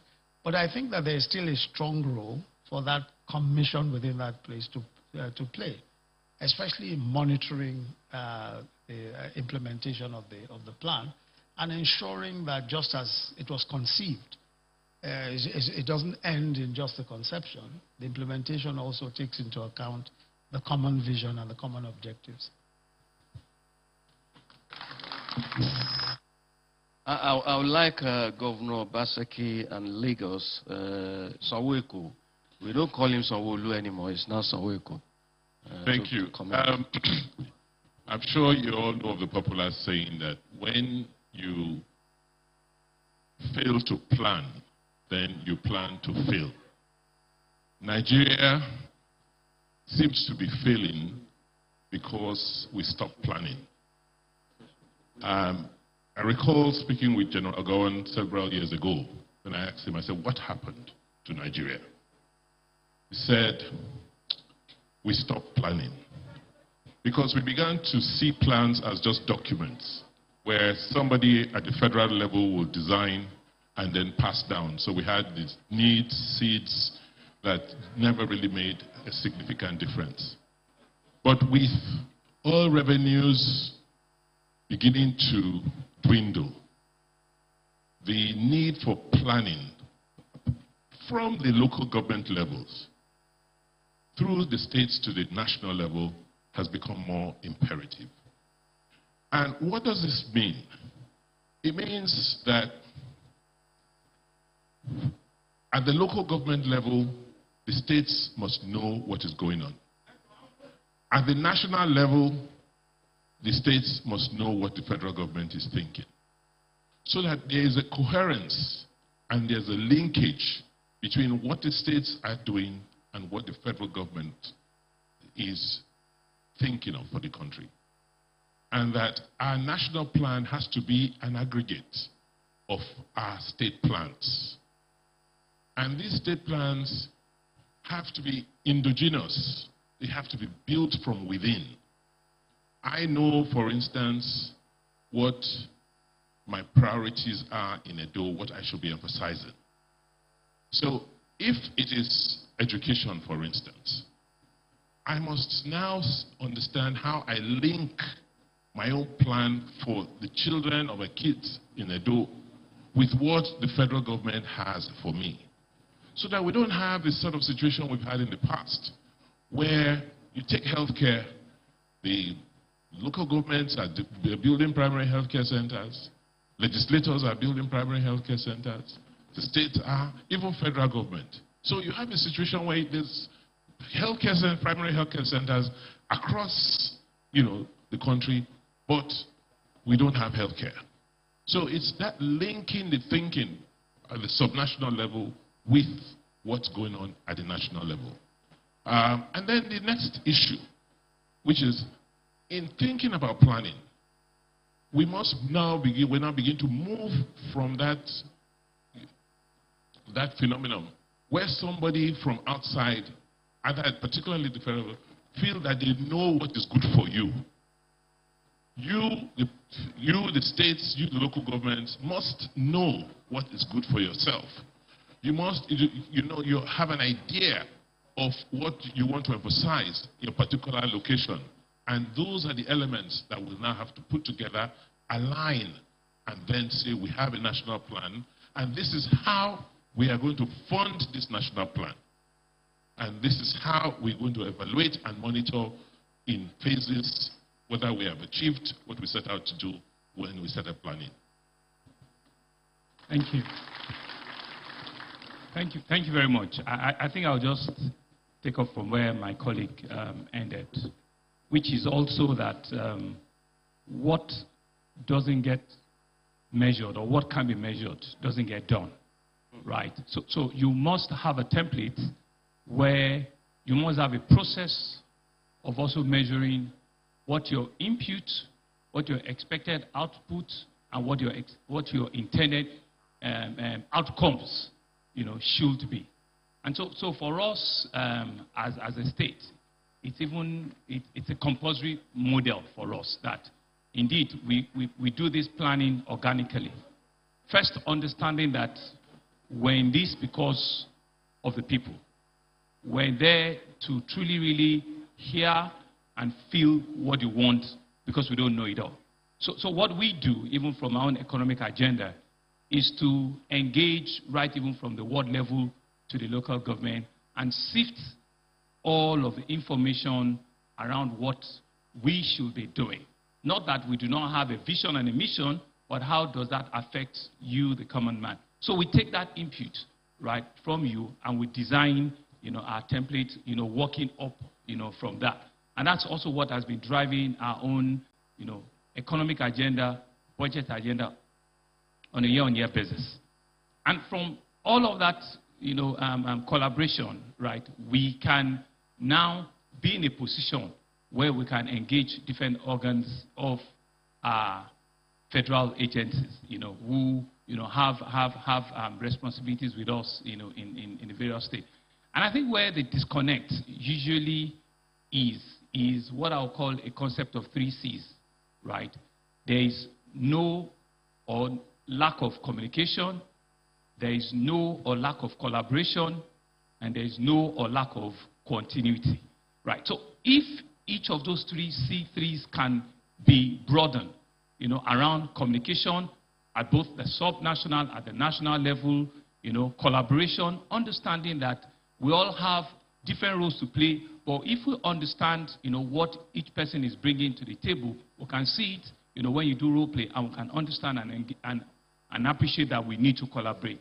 And thirdly, no matter what party you are from, no matter who is in government, continuity is just something that must be in our DNA. Like you said, if you fail to plan, you plan to fail. So you have planned, right? But out of the time, you've done your bit and you need to move on, right? So what happens to the person coming right behind you? Are they going to throw the baby and the bathwater away? So we must ensure that indeed continuity becomes part of the driving force that can push collaboration, and we can continue to have extensive communication,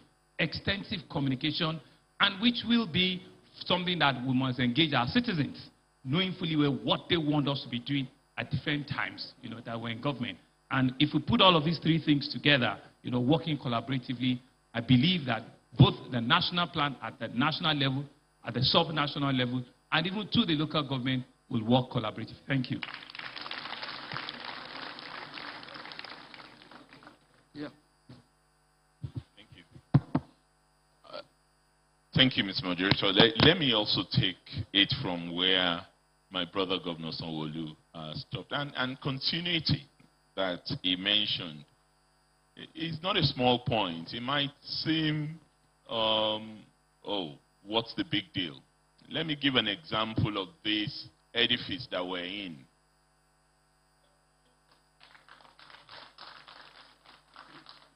This edifice started during my first time in office.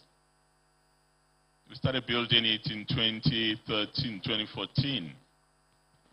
And of course, you know what happened. I transitioned. I was on sabbatical for some time in Abuja. And the succeeding administration did not touch this building. It went to rot, literally. And there were similarly abandoned projects all over. And you also have the same at the federal level. There are several abandoned projects. They run into thousands that a lot of resources had been expended on, and at the end of the day, what it will cost to complete them is not as much as what had already been put into them.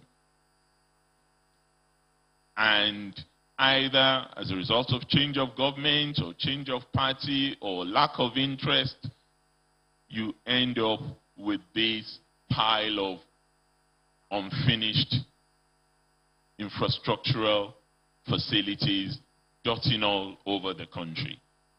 And I think that's an area in which we need to really reflect on and pay more attention to.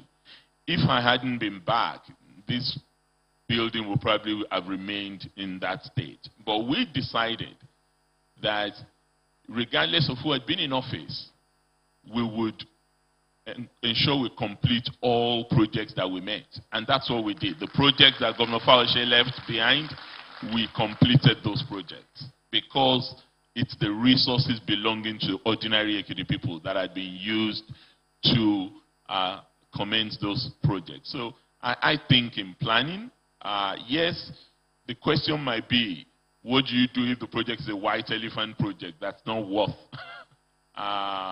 continuing for one reason or the other? I'm sure you can then find a way to dispense of the project without leaving it to rot. Maybe to private sector players that may be interested in turning it into something else. But back to planning, I also think it would be necessary for us, if we're to get full value, to look at our constitution again and revisit roles and responsibilities and complementarities, because part of the challenge we all confront operating at the subnational level, even when you have cooperative federal government, is that there's role confusion. There is role competition. And sometimes what you're doing at the state level, you have federal institutions who want to do it too, or even when they come to your state to do it, They do it without even informing the local institutions, local actors. And that undermines the lofty ideals behind some of these projects that the federal government is putting in place.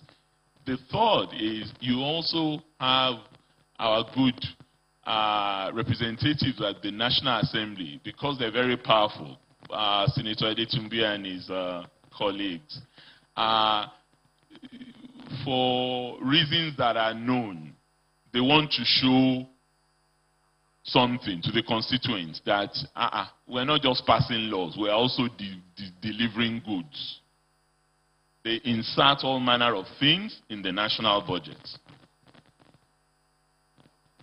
Well, all manner of things. I'm sorry. All manner of things in the national budget.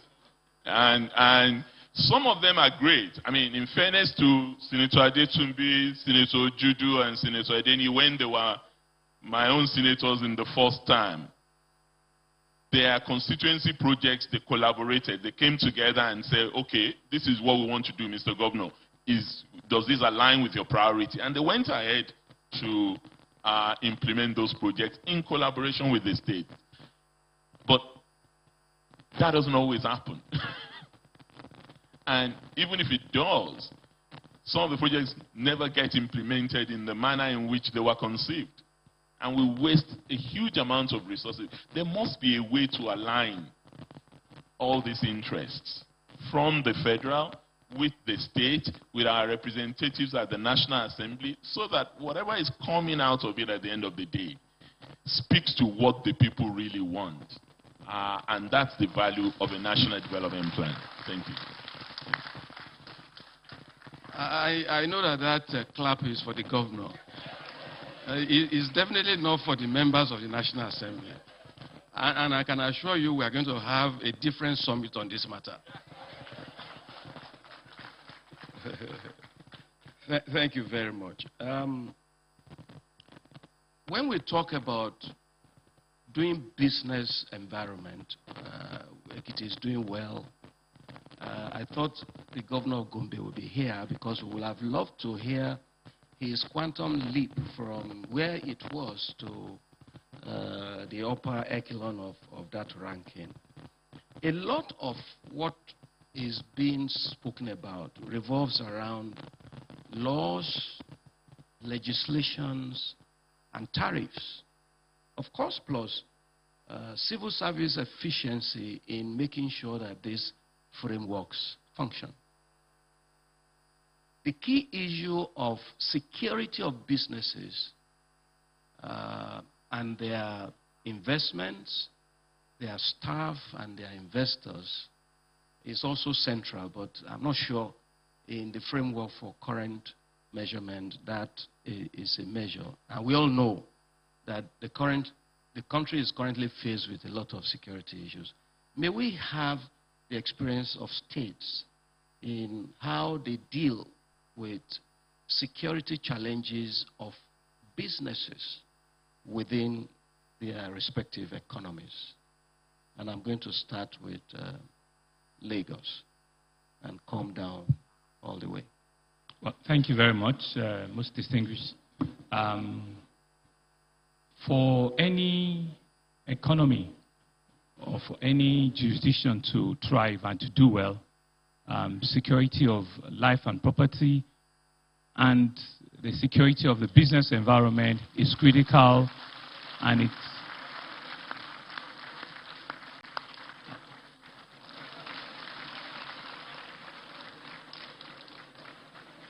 you can continue the applause.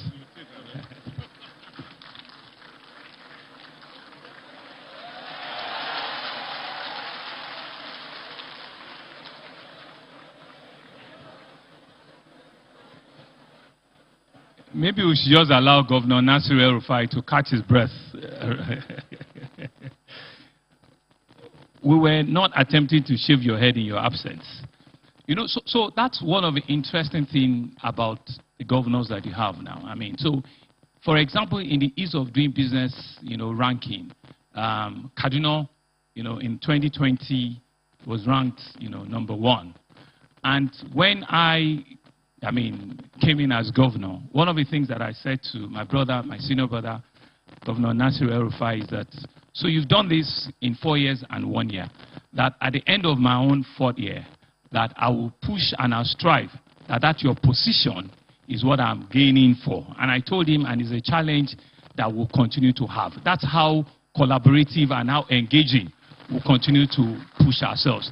And Lagos, compared between 2020 and 2021, right, sorry, 2019 and 2021, I think we've actually moved about 15 places, but we're certainly not number 1 or even in the first 10 yet, where we're really, really low below. But we said to ourselves that deliberately we need to learn, and not give excuses and say that because we do, 10 times what they do in other states, you're a subnational, they're a subnational, you need to just continue to raise the bar and ensure that you can be competitive. So around security is also the same thing. In any environment where, you want investors to come, they must not only feel safe, they must indeed, know that you are doing everything, to protect their businesses and to ensure that their investment, it's safe and secure.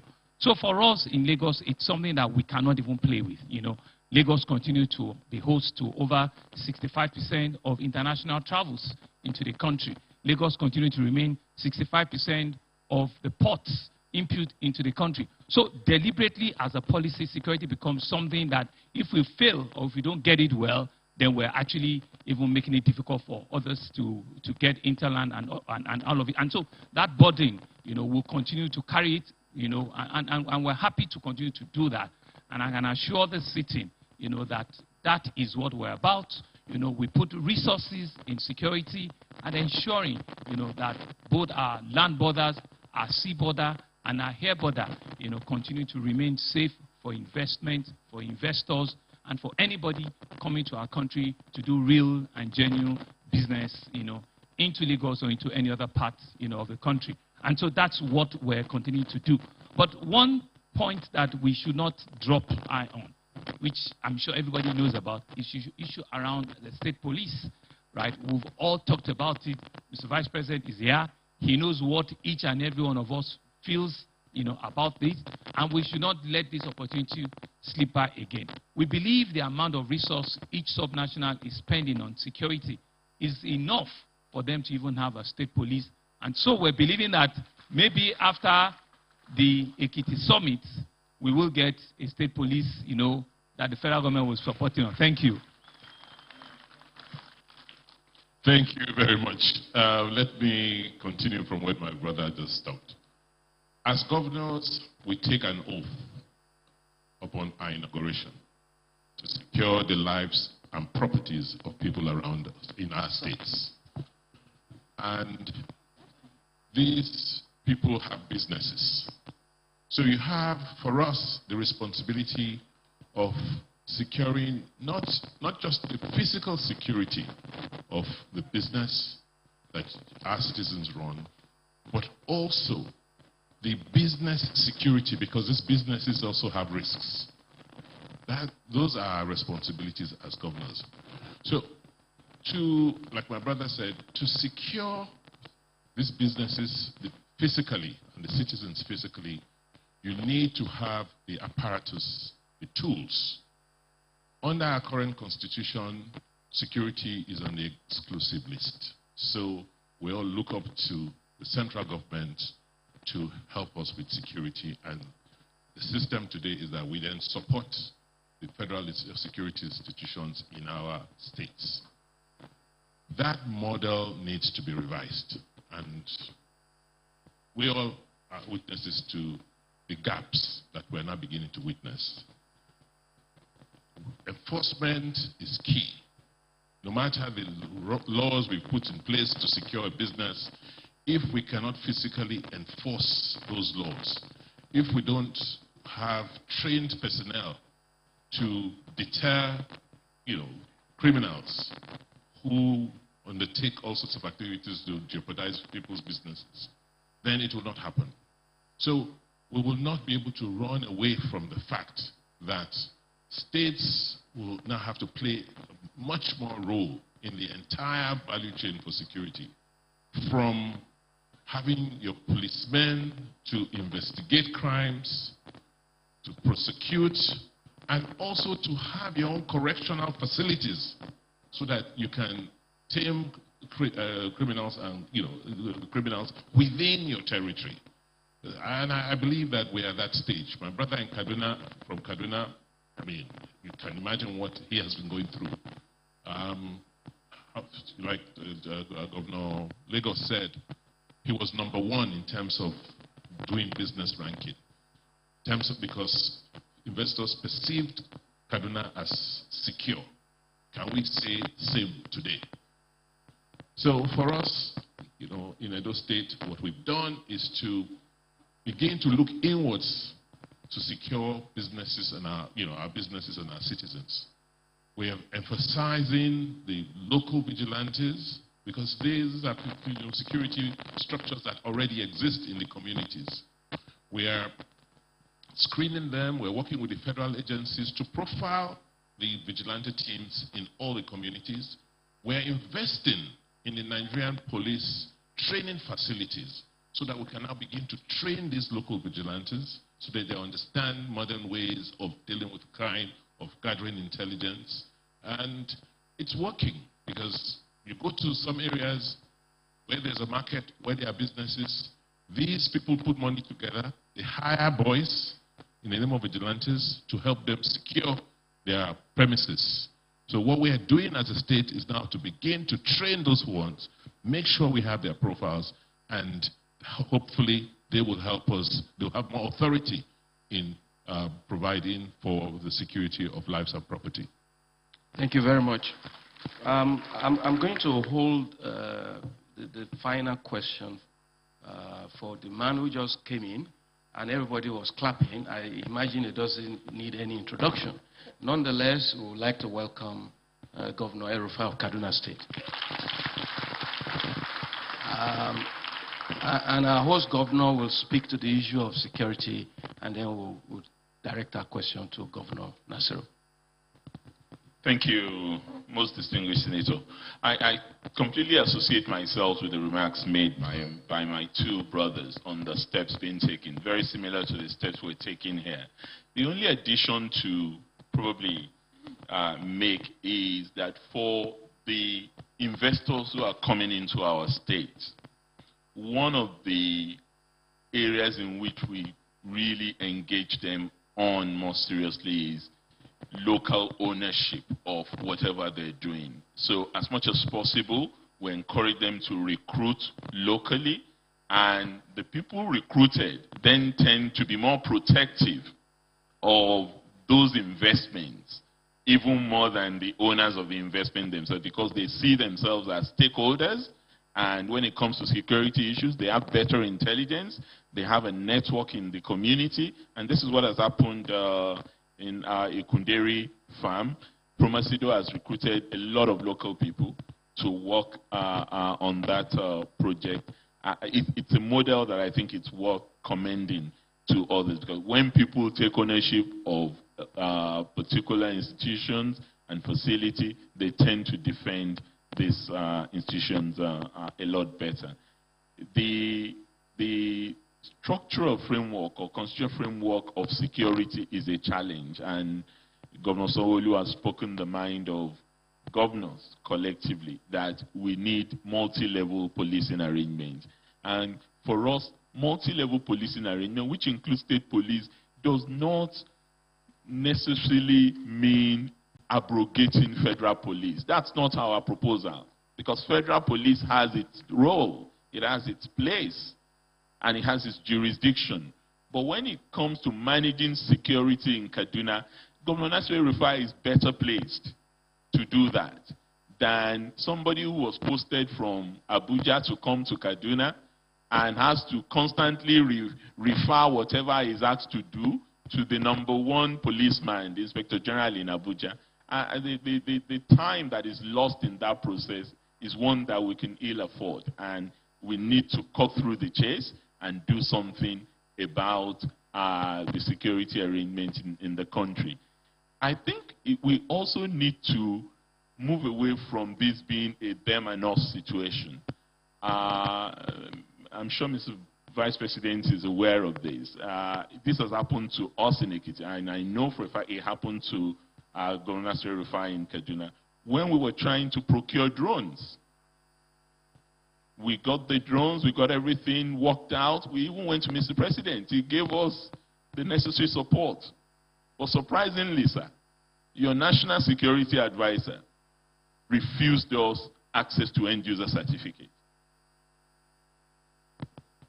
So we eventually got it. Well, because you had set the pace, we got it in 1 year. And why? Because the national security advisor insisted that this is a weapon of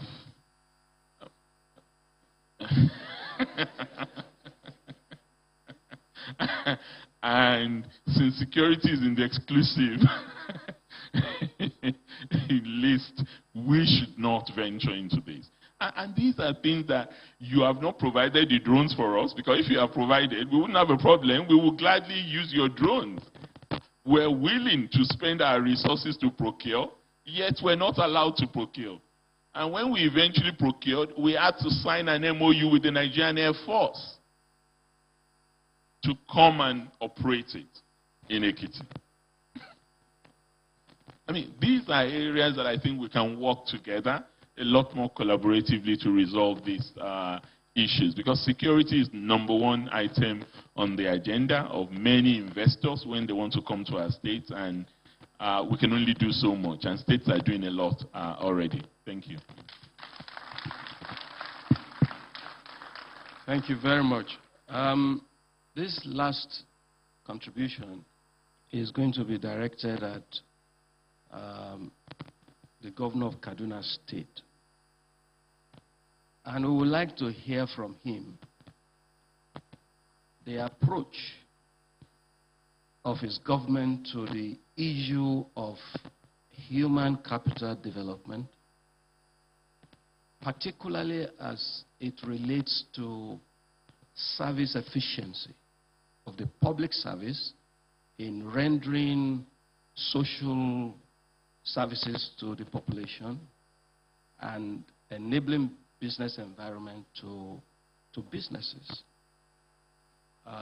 We would like to hear from him how to tame this monster called recurrent expenditure in states, and how to free more money to do development, roads, schools, and deliver services to the people, so that the money of states can work for the people of the state. We would like to, you to share your experience in this area, and also, given the existential challenges of security in Kaduna State at the moment, how this impacts on the reforms that you are doing in governance, in business environment, in service delivery, and how sustainable your legacy will be in the face of this severe circumstance.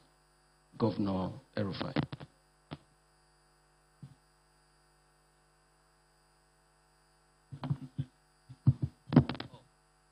Thank you very much, my brother, Senator Bumi Adid. Your Excellency, Oga, the Vice President and Chairman of National Economic Council, he is the true Governor General of the governors because he chairs our Economic Council. Kayode is only Senior Governor of the governors. My colleagues, governors, and Your Royal Majesty, ladies and gentlemen, first let me apologize for coming in late. But you know Kaduna is very far away. And this morning I had to have a very important meeting with MTN because they sent their #2 person to meet with the Kaduna State government to do some investment in digital education.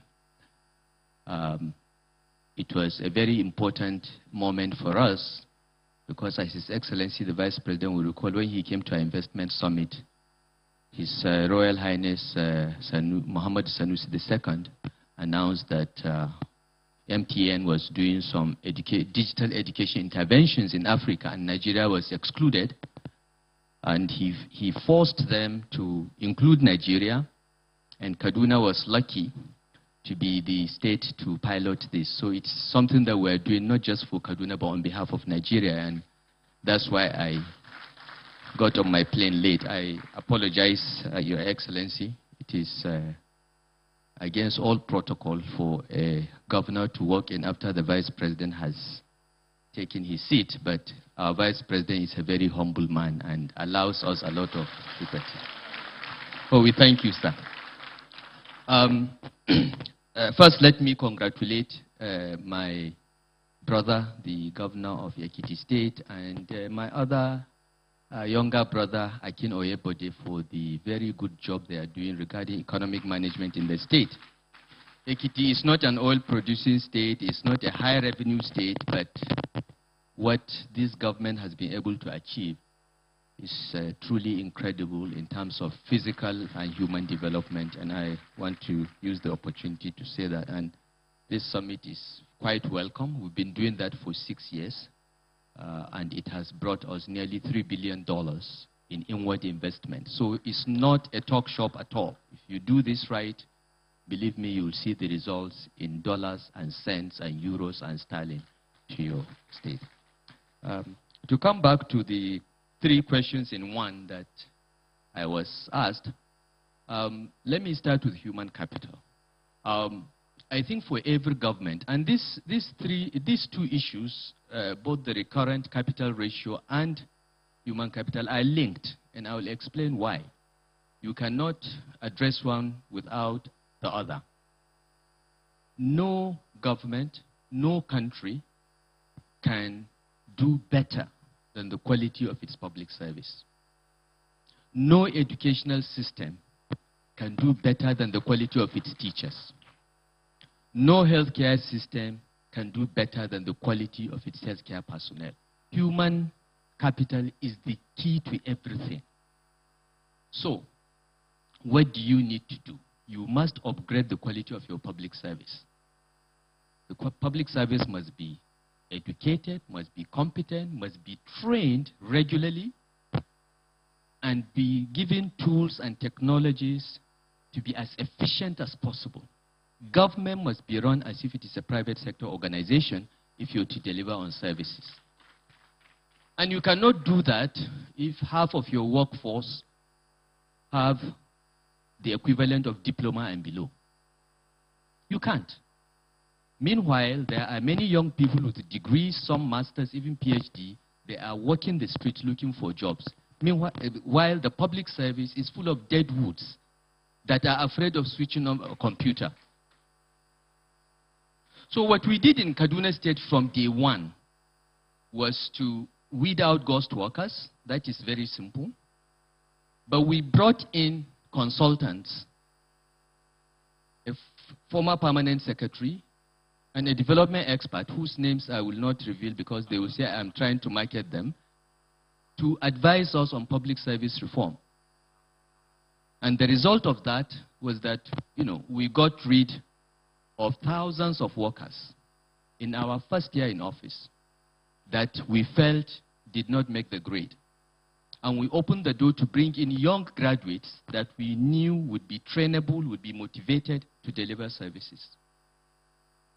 Overall, in the last 6 years, we have sacked more than 40,000 public servants.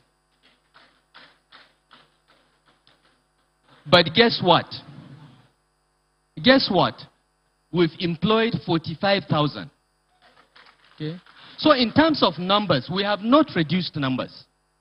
We have not reduced the total numbers. What we have done was to bring more people of the right mix and quality. For instance, in the last 6 years, we have hired 10,000 teachers for our secondary schools, mostly in the fields of English, mathematics, sciences, and art. In our secondary schools, in our primary schools, we tested and sacked 22,000 teachers, but we hired 25,000 qualified teachers. Okay?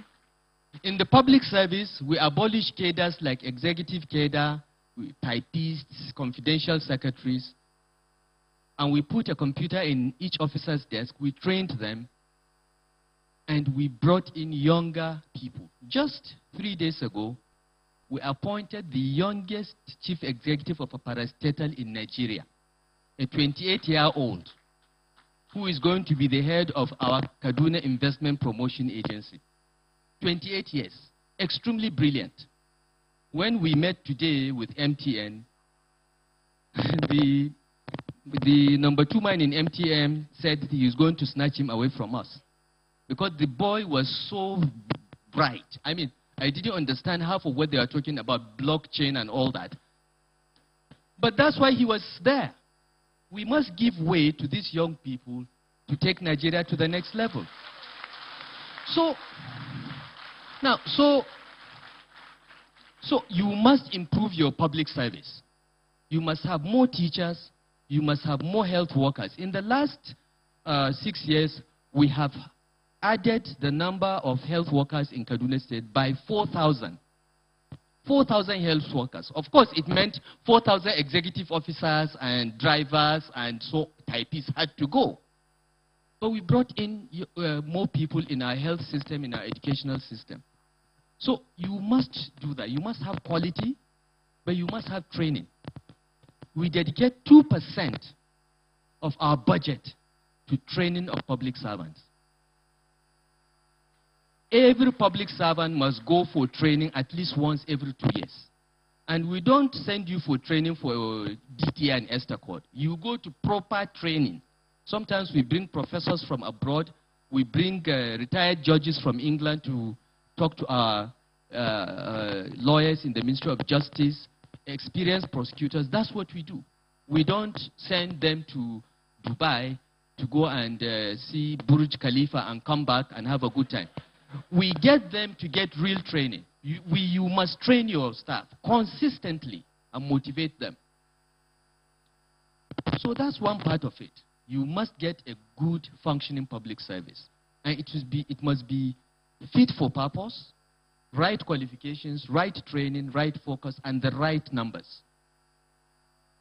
The second, of course, and once you do that, you'll begin to see your recurrent capital ratio improving. Because many of our states carry a lot of baggage because the public service we inherited was based on $100 per barrel oil price. And now we're down to 30, 40. Luckily, it's going up to 80 now, but subsidy is taking all the money anyway, so we're getting nothing. Okay? So that's the first thing. And I think it requires a lot of courage to face up to the fact that, you have to do this, even if there are political costs associated with it. My brother here was said to have lost his second-term bid the first time because he threatened to test teachers. I tested them and fired them before our election. And I said, and when I was asked that, I would lose the second term, I said, if losing second term of office will give Kaduna State children a future with better primary education, I'm ready to let it go. But guess what? We timed it correctly. We did it in 2017. Before 2019, people had forgotten. Okay? So the thing to do, and this for the next governor of Ekiti State, what Kayode has not done, go in there, do it quickly within the first 1 or 2 years. Before election, people would forget. Okay, so that's one. Secondly, do it honestly and objectively. People always understand when you do things right, when you don't play games. And message correctly. Because the story I gave to everyone in Kaduna, in my radio programs in vernacular, is, look, I went to LEA Primary School. I went to Barewa College. I went to Ahmad Bello University. All these are government schools. I've never attended a private school in my life until I went for my second degree. But here I am, the governor of Kaduna State. We want the child of every poorest person in Kaduna, which my parents were, because I was orphaned at the age of 8. We want the child of the poorest person in Kaduna to have the opportunity to be a governor 30 years from now. And everybody understood the message. So we won our election without any problems. So this must be done. And as for the public service, just remember, unions do not think of the overall interest of society. They only think of the narrow interest of their members, and you must face them and do the right thing and appeal to the population to understand what you're doing. We have done that successfully in Kaduna without any consequences. And I urge all my colleagues to do the same. I remember when I was sacking teachers, 2 governors, I will not mention who, told me that we agree with what you're doing, but we're afraid of re-election. So we'll wait. After we get our second term, we'll do it. Both of them lost their re-election bid. So they could have done the right thing. Things would not have been worse. Maybe that would have even swung the election to their side. So human capital is key, and we take it for granted.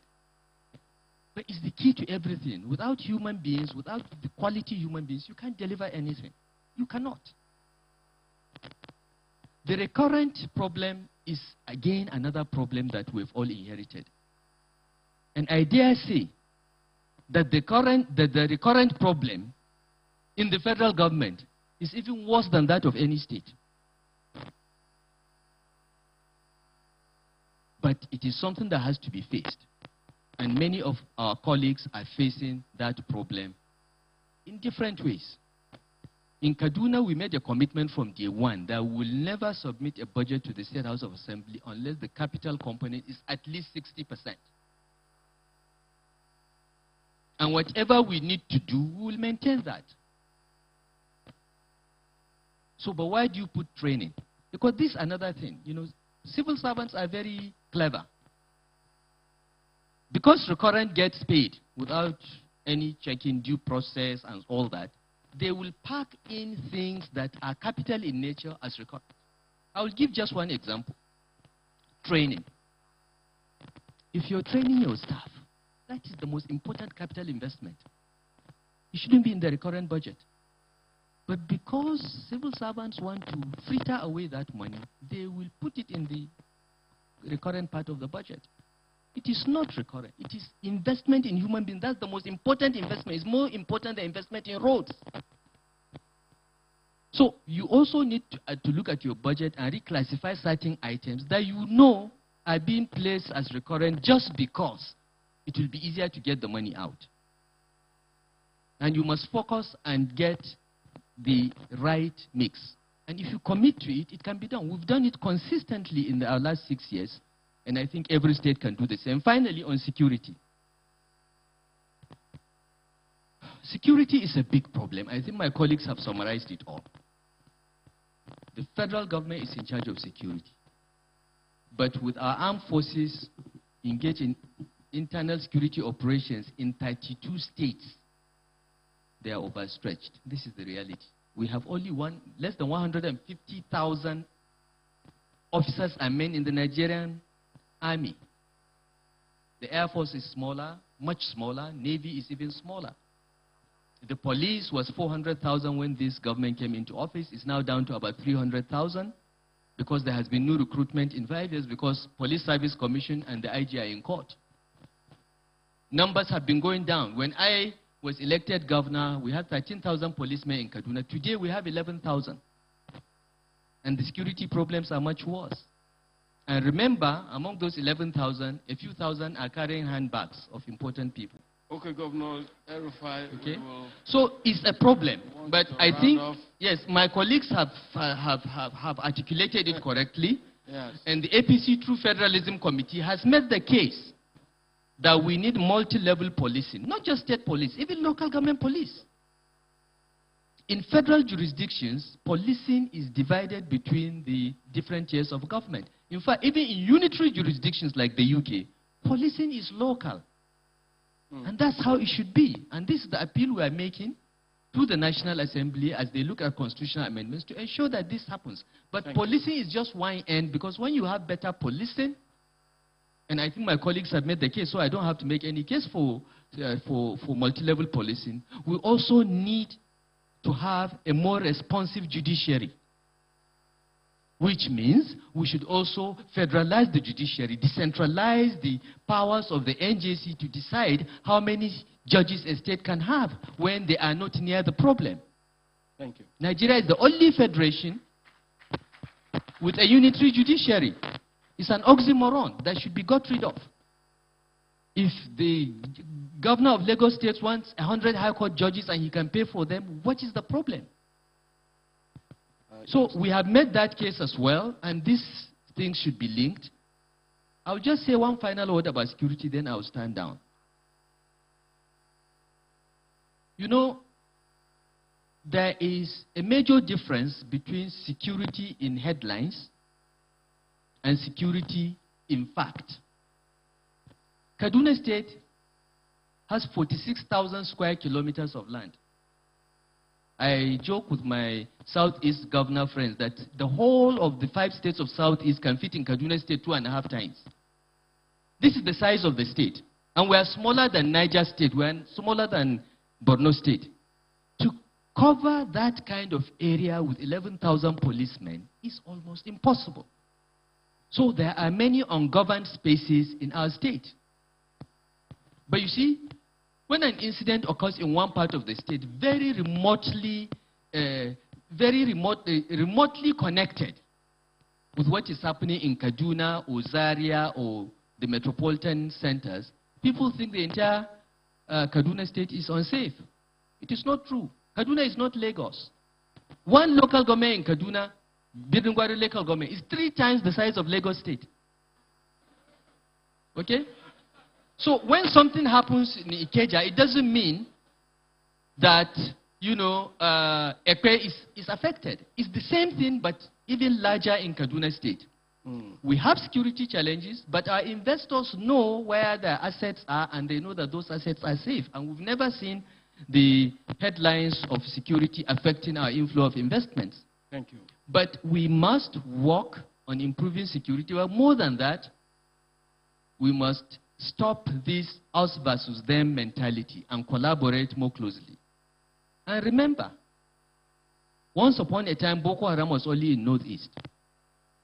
Now, the biggest fear we have in the Northwest is that they are relocating to the Northwest because they have been chased out of the Northeast by ISWAP. And when they are chased out of Northwest, where do you think they will come? Somewhere else. So it is something we should all be concerned about. No, seriously. It is something we should be concerned about, not only federal-state collaboration, but also across the country. Don't see what is happening in Kaduna and say it's not my problem. It will be your problem one day unless it is solved. Well, thank you very much. Thank you very much. Thank you very much. Thank you very much indeed.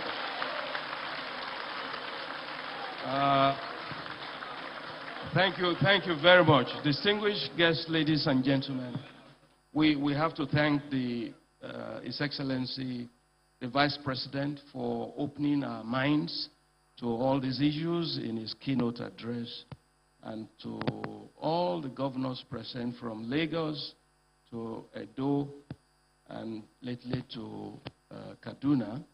We've heard you and all your advices.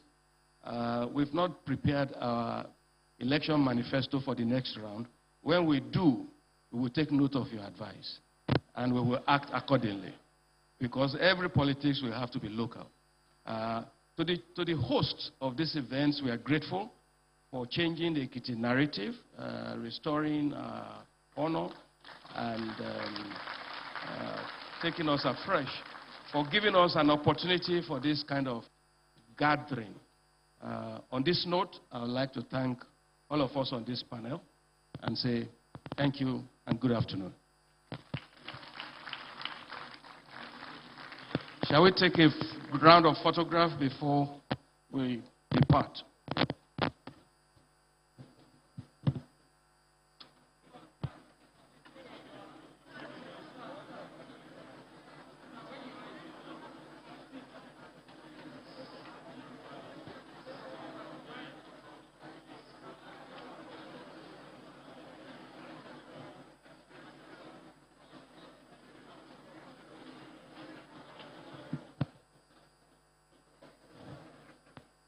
Ladies and gentlemen, please can we put our hands together once again for this amazing panel. Very, very insightful, and like our host governor did say, it's very important that we hear all the stories from all the regions, and that's what has happened here today. Please, wherever you are, please stop walking around and remain standing as we take the national anthem. Very quickly for the Vice President to please take his leave while we face our second panel of the day. We still have a second panel which we're going to be discussing investing in Ekiti, which is a very, very, very important topic of conversation. But Mr. Vice President needs to take his leave very quickly as we go into the second panel. So the national anthem, please.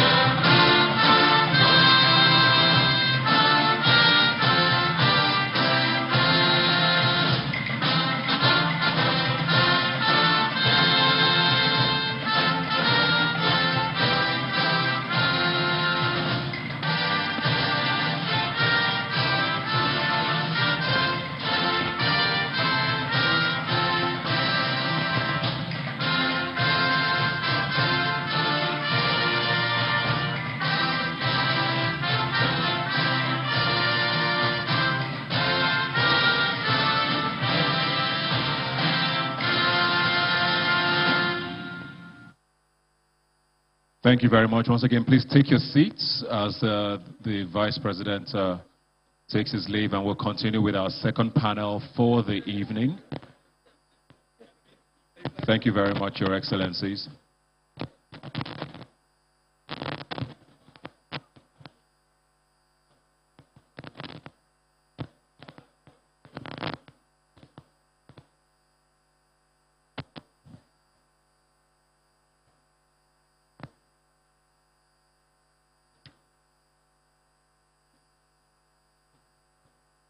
Please remain seated. We still have a lot to discuss. One more panel on investment in Ekiti State, and our panel is about to take the stage. Please remain seated.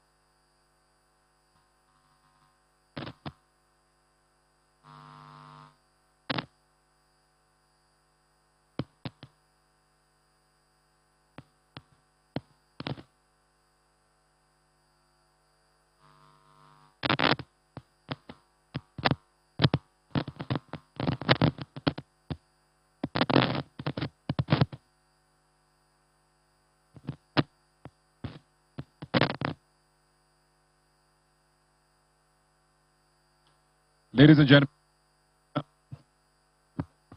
hello. Our second panel is about to begin in 5 minutes, please. Just 5 minutes. Please settle down wherever you are so that we can commence our deliberations with the second panel.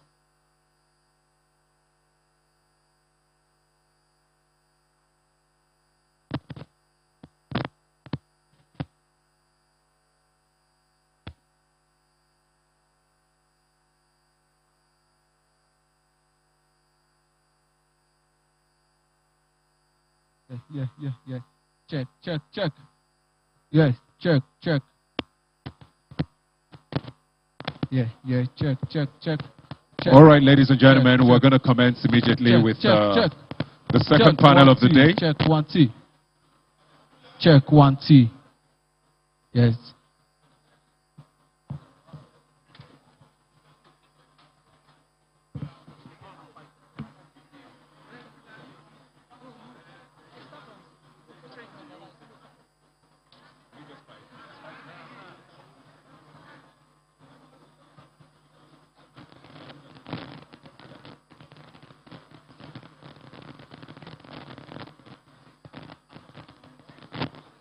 said Bumi is not here. So we'll take out one chair.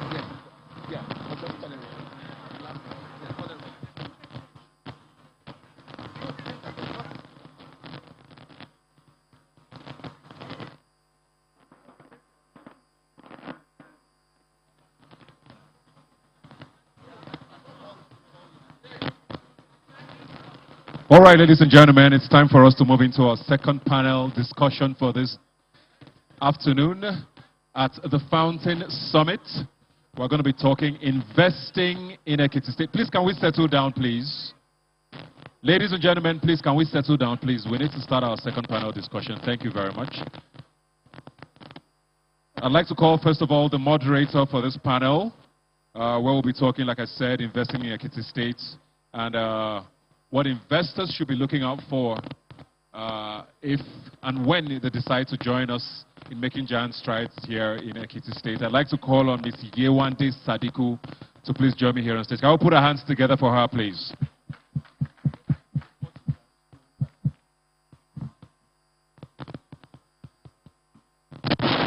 Thank you very much. Next up on the panel,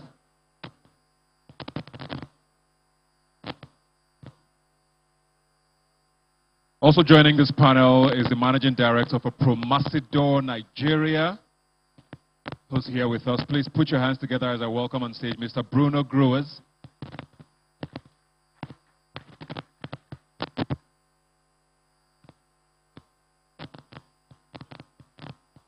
Thank you very much. The MD Promasidor Nigeria, Mr. Bruno Grewers. Thank you for joining us. Next up on the panel is the CEO FMS Farms, who will be joining us much later. But next up we have CEO Ella Lakes PLC, Mr. Chuka Modi, who's here with us. Can we please give him a round of applause as he joins us here on stage to share with us his wealth of experience with regards to finance and investment. Thank you very much, sir. Also joining us here, of course, is the Special Advisor to the President on Social Investments, Mrs. Miriam Uwais, MFR. Please put your hands together for her. Mrs. Miriam Uwais, who has a wealth of experience with regards to service in Nigeria. Thank you very much, Mara, please.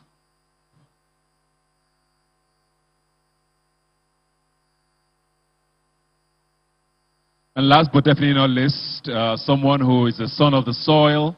I know we're all very proud of him because his ministry has been very, very hands-on with all we have seen here today.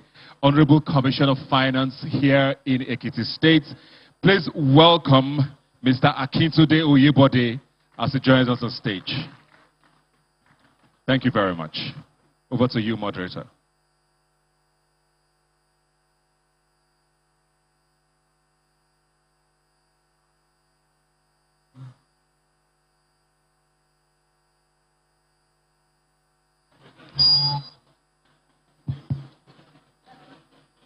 Good afternoon, all. Good afternoon, all. Esheo, the first session was very engaging. The keynote speech, the governor's address, the panel discussion by the governors of the state. It's a tough act to follow. Governors that are so engaged in the business of attracting investment to their states. But we'll share a different perspective with this panel today. The governors gave us insight at policy level and their experience of making things work. We'll look differently, we'll take a different perspective here. We'll take a different perspective from what is actually happening on the ground. The investors that come in, the investors that interact with you, and it'll be interesting to hear their experience. I believe it is particularly important when one is selling Nigeria. As has been mentioned, Nigeria has 36 states that can act as sovereign states, that can sell themselves as countries sell themselves on the basis of their competitive advantages. and on the basis of the particular investment opportunities that those states offer, to the world, not just they offer in Nigeria, but the investment opportunities they offer to the world. When the gentleman from NIPC was speaking, he spoke about the Book of States, which is a document that NIPC prepared that captured the investment opportunities and the competitive advantages of each of the states. The brochure that was shared quite brilliantly also provides us with material insight as to what Ekiti offers. If you start from page 32 to the rest of the document, it brilliantly captures the advantages of Ekiti State, the competitive advantages of Ekiti State, and we'll touch on it as we talk. But I thought I'll start with each of the panelists for them to share with us why they chose Ekiti State. I was asked by one of the speakers to express her regret. I know that Ebuka said when he was speaking that the CEO of FMS Farms will join us later. I met her here when I arrived at 10 o'clock. She actually stayed throughout. But on account of another commitment, she regrets that she had to leave. And I'm hoping that we will cover the space for her, with our comments. But I'd like us to start with why you chose Ekiti State. The governor of Kaduna State talked about security being different when you read in the papers and what is actually on the ground. I think it'd be useful to share your experience. And we have different types of companies here. Promasido is a multinational, so present in more than one country.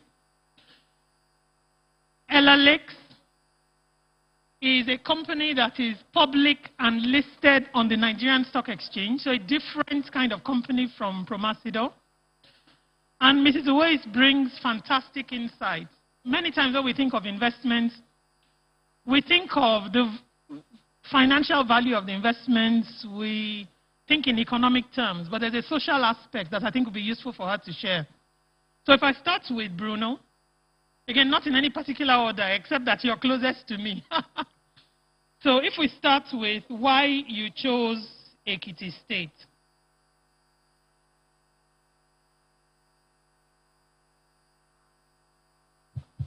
Okay. Good afternoon. Thank you.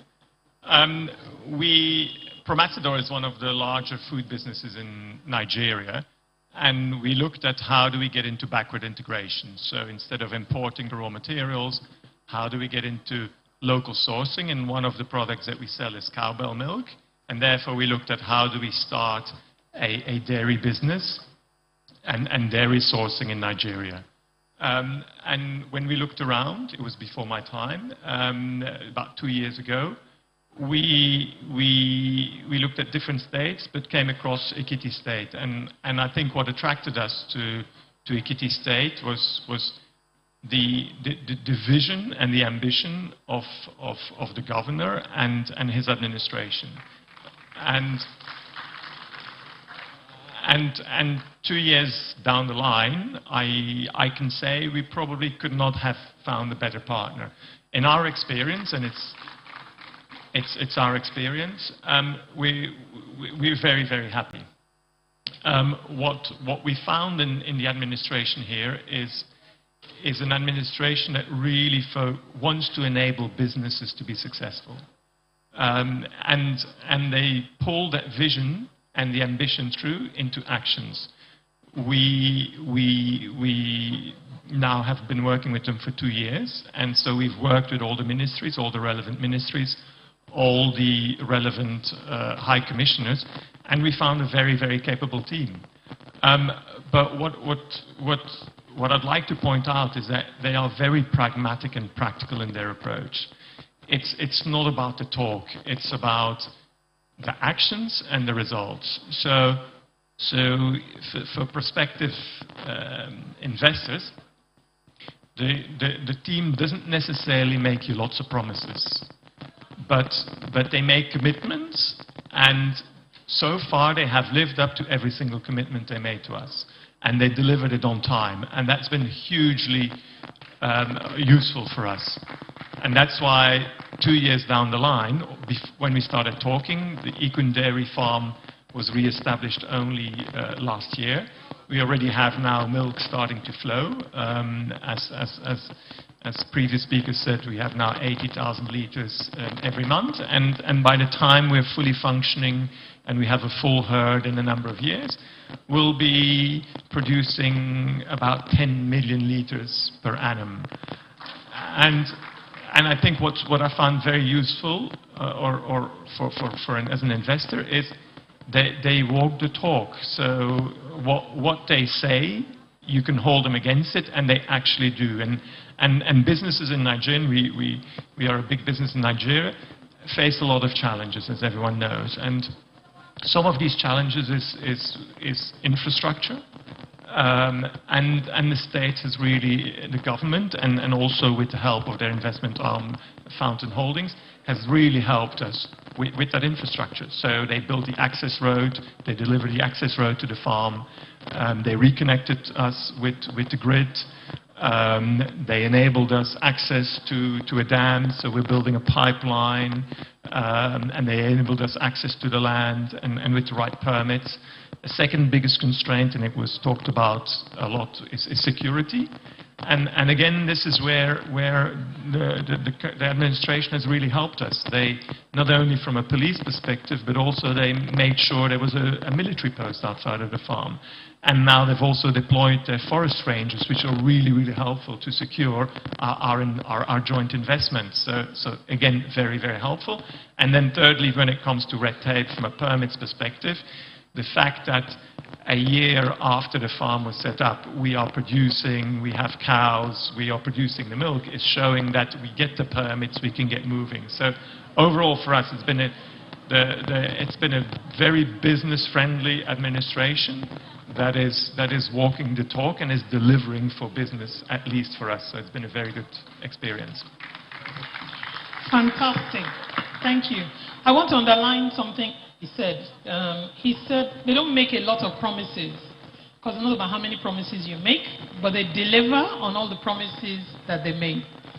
Ekiti State, apart from being the fountain of knowledge, is, after all, the land of honor and integrity. Chuka, please share your perspective. Hello. Okay, I think it's working. Yes, so to answer the question, I think it was why Ekiti. I think from our perspective, there are a few personal reasons, but two main reasons. I think one was in terms of human capacity. We're trying to do the same thing in a variety of states around Nigeria, but it's simply where is it easiest to do in terms of ease of doing business and how quickly can we achieve the same things we want to achieve in other places in Ekiti State. I think so from perspective number one, in terms of human capacity, ease of doing business. I think I'm in Ekiti State fundamentally from Twitter. I was on Bloomberg and someone called Akindele Oyebode contacted me via Twitter. And the whole of Nigeria at the same time saying, come to Ekiti State. I know it sounds like a funny story, but it's actually true. That's how Akin contacted me and said, we see all the things you want to do, you can achieve them in Ekiti State, come to Ekiti State. I think a week later we were speaking, and 2 weeks later I was here. And in terms of processes, processes can only be made efficient by human capacity. So you can have all the plans in the world, if you don't have the people to execute, it's just not possible. So from A to B to C to Z, I think every single efficient process we've had executed for us was as a function of, well, as a result of the efficient people that were driving the processes.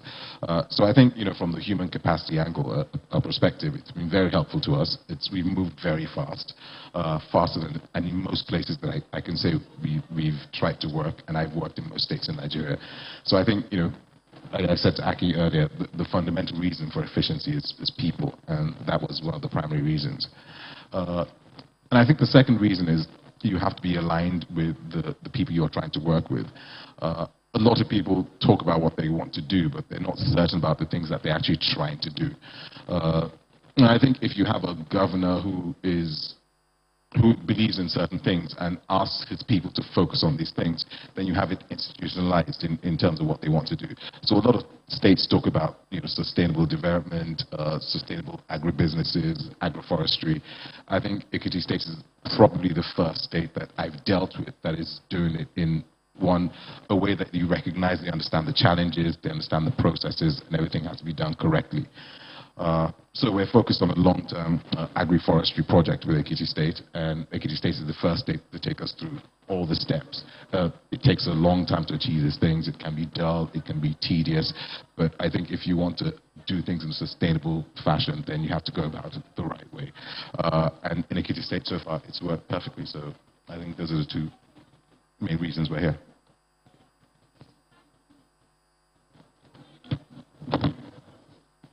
Own insights, I'll underscore, not by accident, that it is the fountain of knowledge. And the number of tertiary institutions in the state, it has to be on the cusp of what is new, what is coming, what is down the road, which is why the Honorable Commissioner uses all avenues for reaching investors, including in front of the entire world when he does it on Twitter. I think it's important, I'm going to underscore that point again, because it's one that matters materially to investors. It is easy, they say talk is cheap, and it is very easy to make a comment and say we'll do this, we'll do that. It's the ability to deliver and the speed that you can deliver it.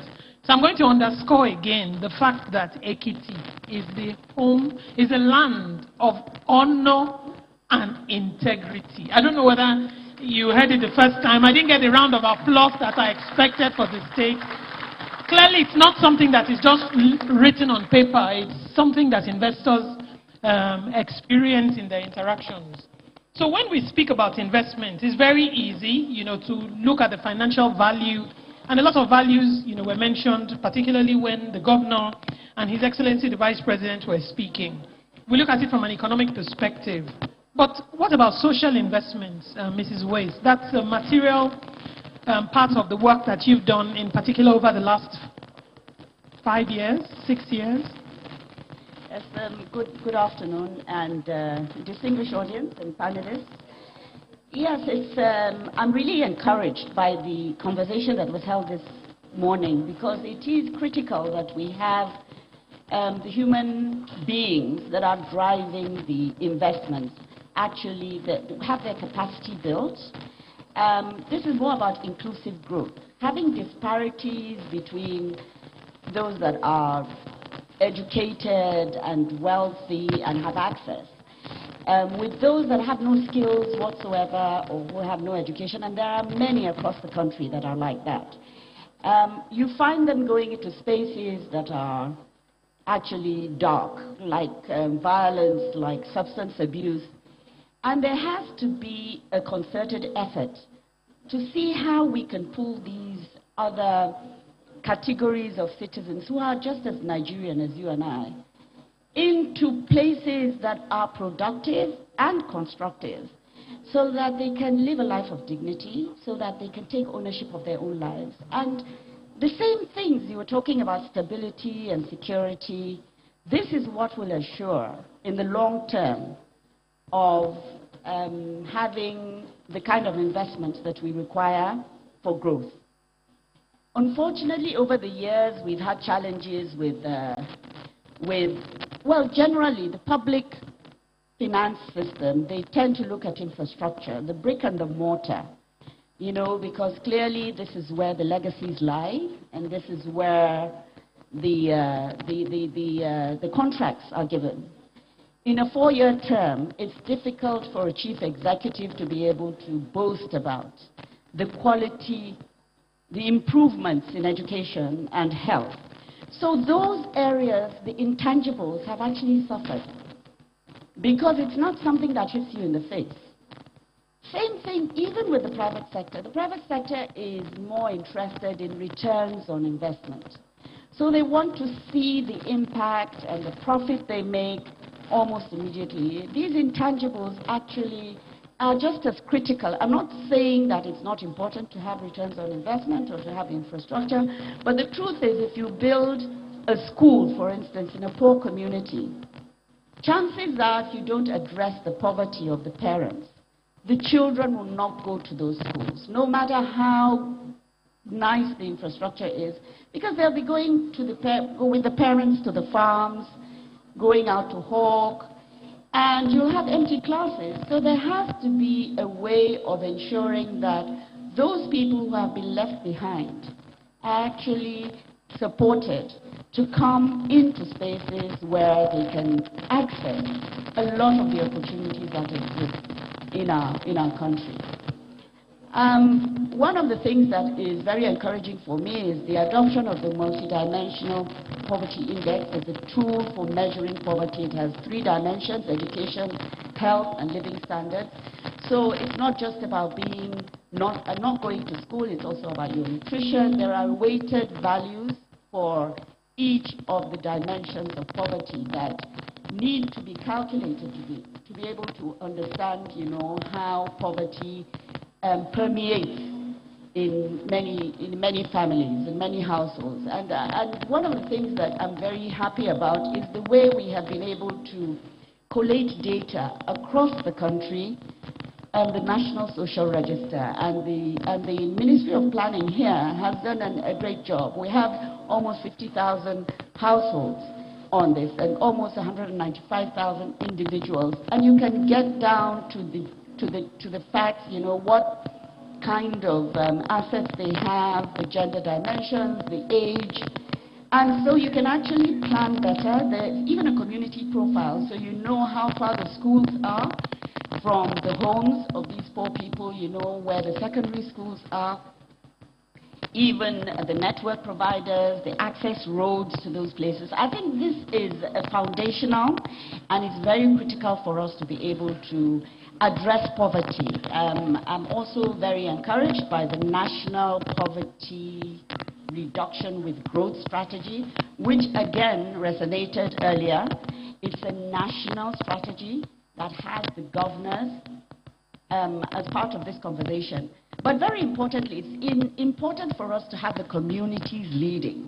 We need to build capacity in the communities and in the local governments and in the states if we really want to address the challenges and the deprivations that many of our citizens face. And interestingly, it doesn't cost as much as it does for us. Small amounts actually, because they're hardworking, they're resilient, it actually makes an impact on their life. So one of the things that we're doing in the Office of the Vice President is trying to see how we can create capacity at community level through the At-Risk Children's Program. We're asking states to give us like 50 educated but unemployed youth in every local government. We want to train these people on basic literacy, numeracy, paralegal services, basic M&E, agriculture, depending on what has comparative advantage, vocations, financial literacy. Looking at the statistics in Ekiti State, I saw that the youth literacy rate was over 90%, but the employment rate was 15.5, I think, from UNESCO 2020. How do we get these people doing something constructive? And so I like the knowledge economy. Once we have this capacity created, it's not really about the children that are in school. It's also about the children that are not in school. It's also about the children that don't have any skills, the youth. We can assign these children to the youth facilitators that have been trained. They will be their mentors. We're looking at mental health. We're looking at substance abuse. We need to screen and have safeguards at community level. So they supervise these children and they give the state feedback on the progress on each and every child. So trying to build capacity at community level actually addresses sustainability. If you can trigger compassion and responsibility and even the skills, the wherewithal to be able to look after or cater for the welfare of these children, not money-wise, we're going to find the money to pay these youth facilitators on behalf of the state. But it's very important that they begin to appreciate the responsibility they have for others, their peers, and the other children in their communities, so that we're able to ensure that we have feedback and we can monitor their progress. I'm very happy to say that Ekiti State has signed the MOU with us. And this is also, it's got a focus on vulnerable girls, girls that hawk. We're collating data on their mothers because there's a cost element. If you say a girl that's out there hawking is not going to hawk anymore, she's going to remain in learning spaces, the mother is going to push back. So we're working with Primary Healthcare Development Agency to create workshops where the mothers can attend and get cash transfers. Now, cash transfers on their own don't solve the problem. But we need to have a holistic program, a holistic intervention that ensures that we have sustainability and we begin to nurture, you know, this passion for others, trying to support others within our community to see that they are able to attain a life of, achieve their aspirations at least. Thank you. Thank you. Thank you, Mrs. Owe. Youth literacy is over 90%. It's not, I mean, if we looked at the average across Nigeria, we would find that it would vary materially widely. And certainly, Ekiti State will be in the top bracket of education. But unemployment rate at over 15% clearly speaks to the material work that needs to be done. And I think in the context of investments, I mean, the financial value of the investment is important, the jobs they create are important, but it is also the kind of jobs they create. And from what I hear you say, is a deliberateness about engaging local communities. And if I can just, you know, stay with you for a bit, how generally, I mean, is this funded? Is it funded federally? Is it funded by states? Is it, and I, you know, use this word almost deliberately. Is it foisted, if you like, on companies as CSR, or is it something you allow them to choose to do? I just want you to, you know, to dwell on that and share a bit. So there's a special intervention that has been allocated to the federal team to support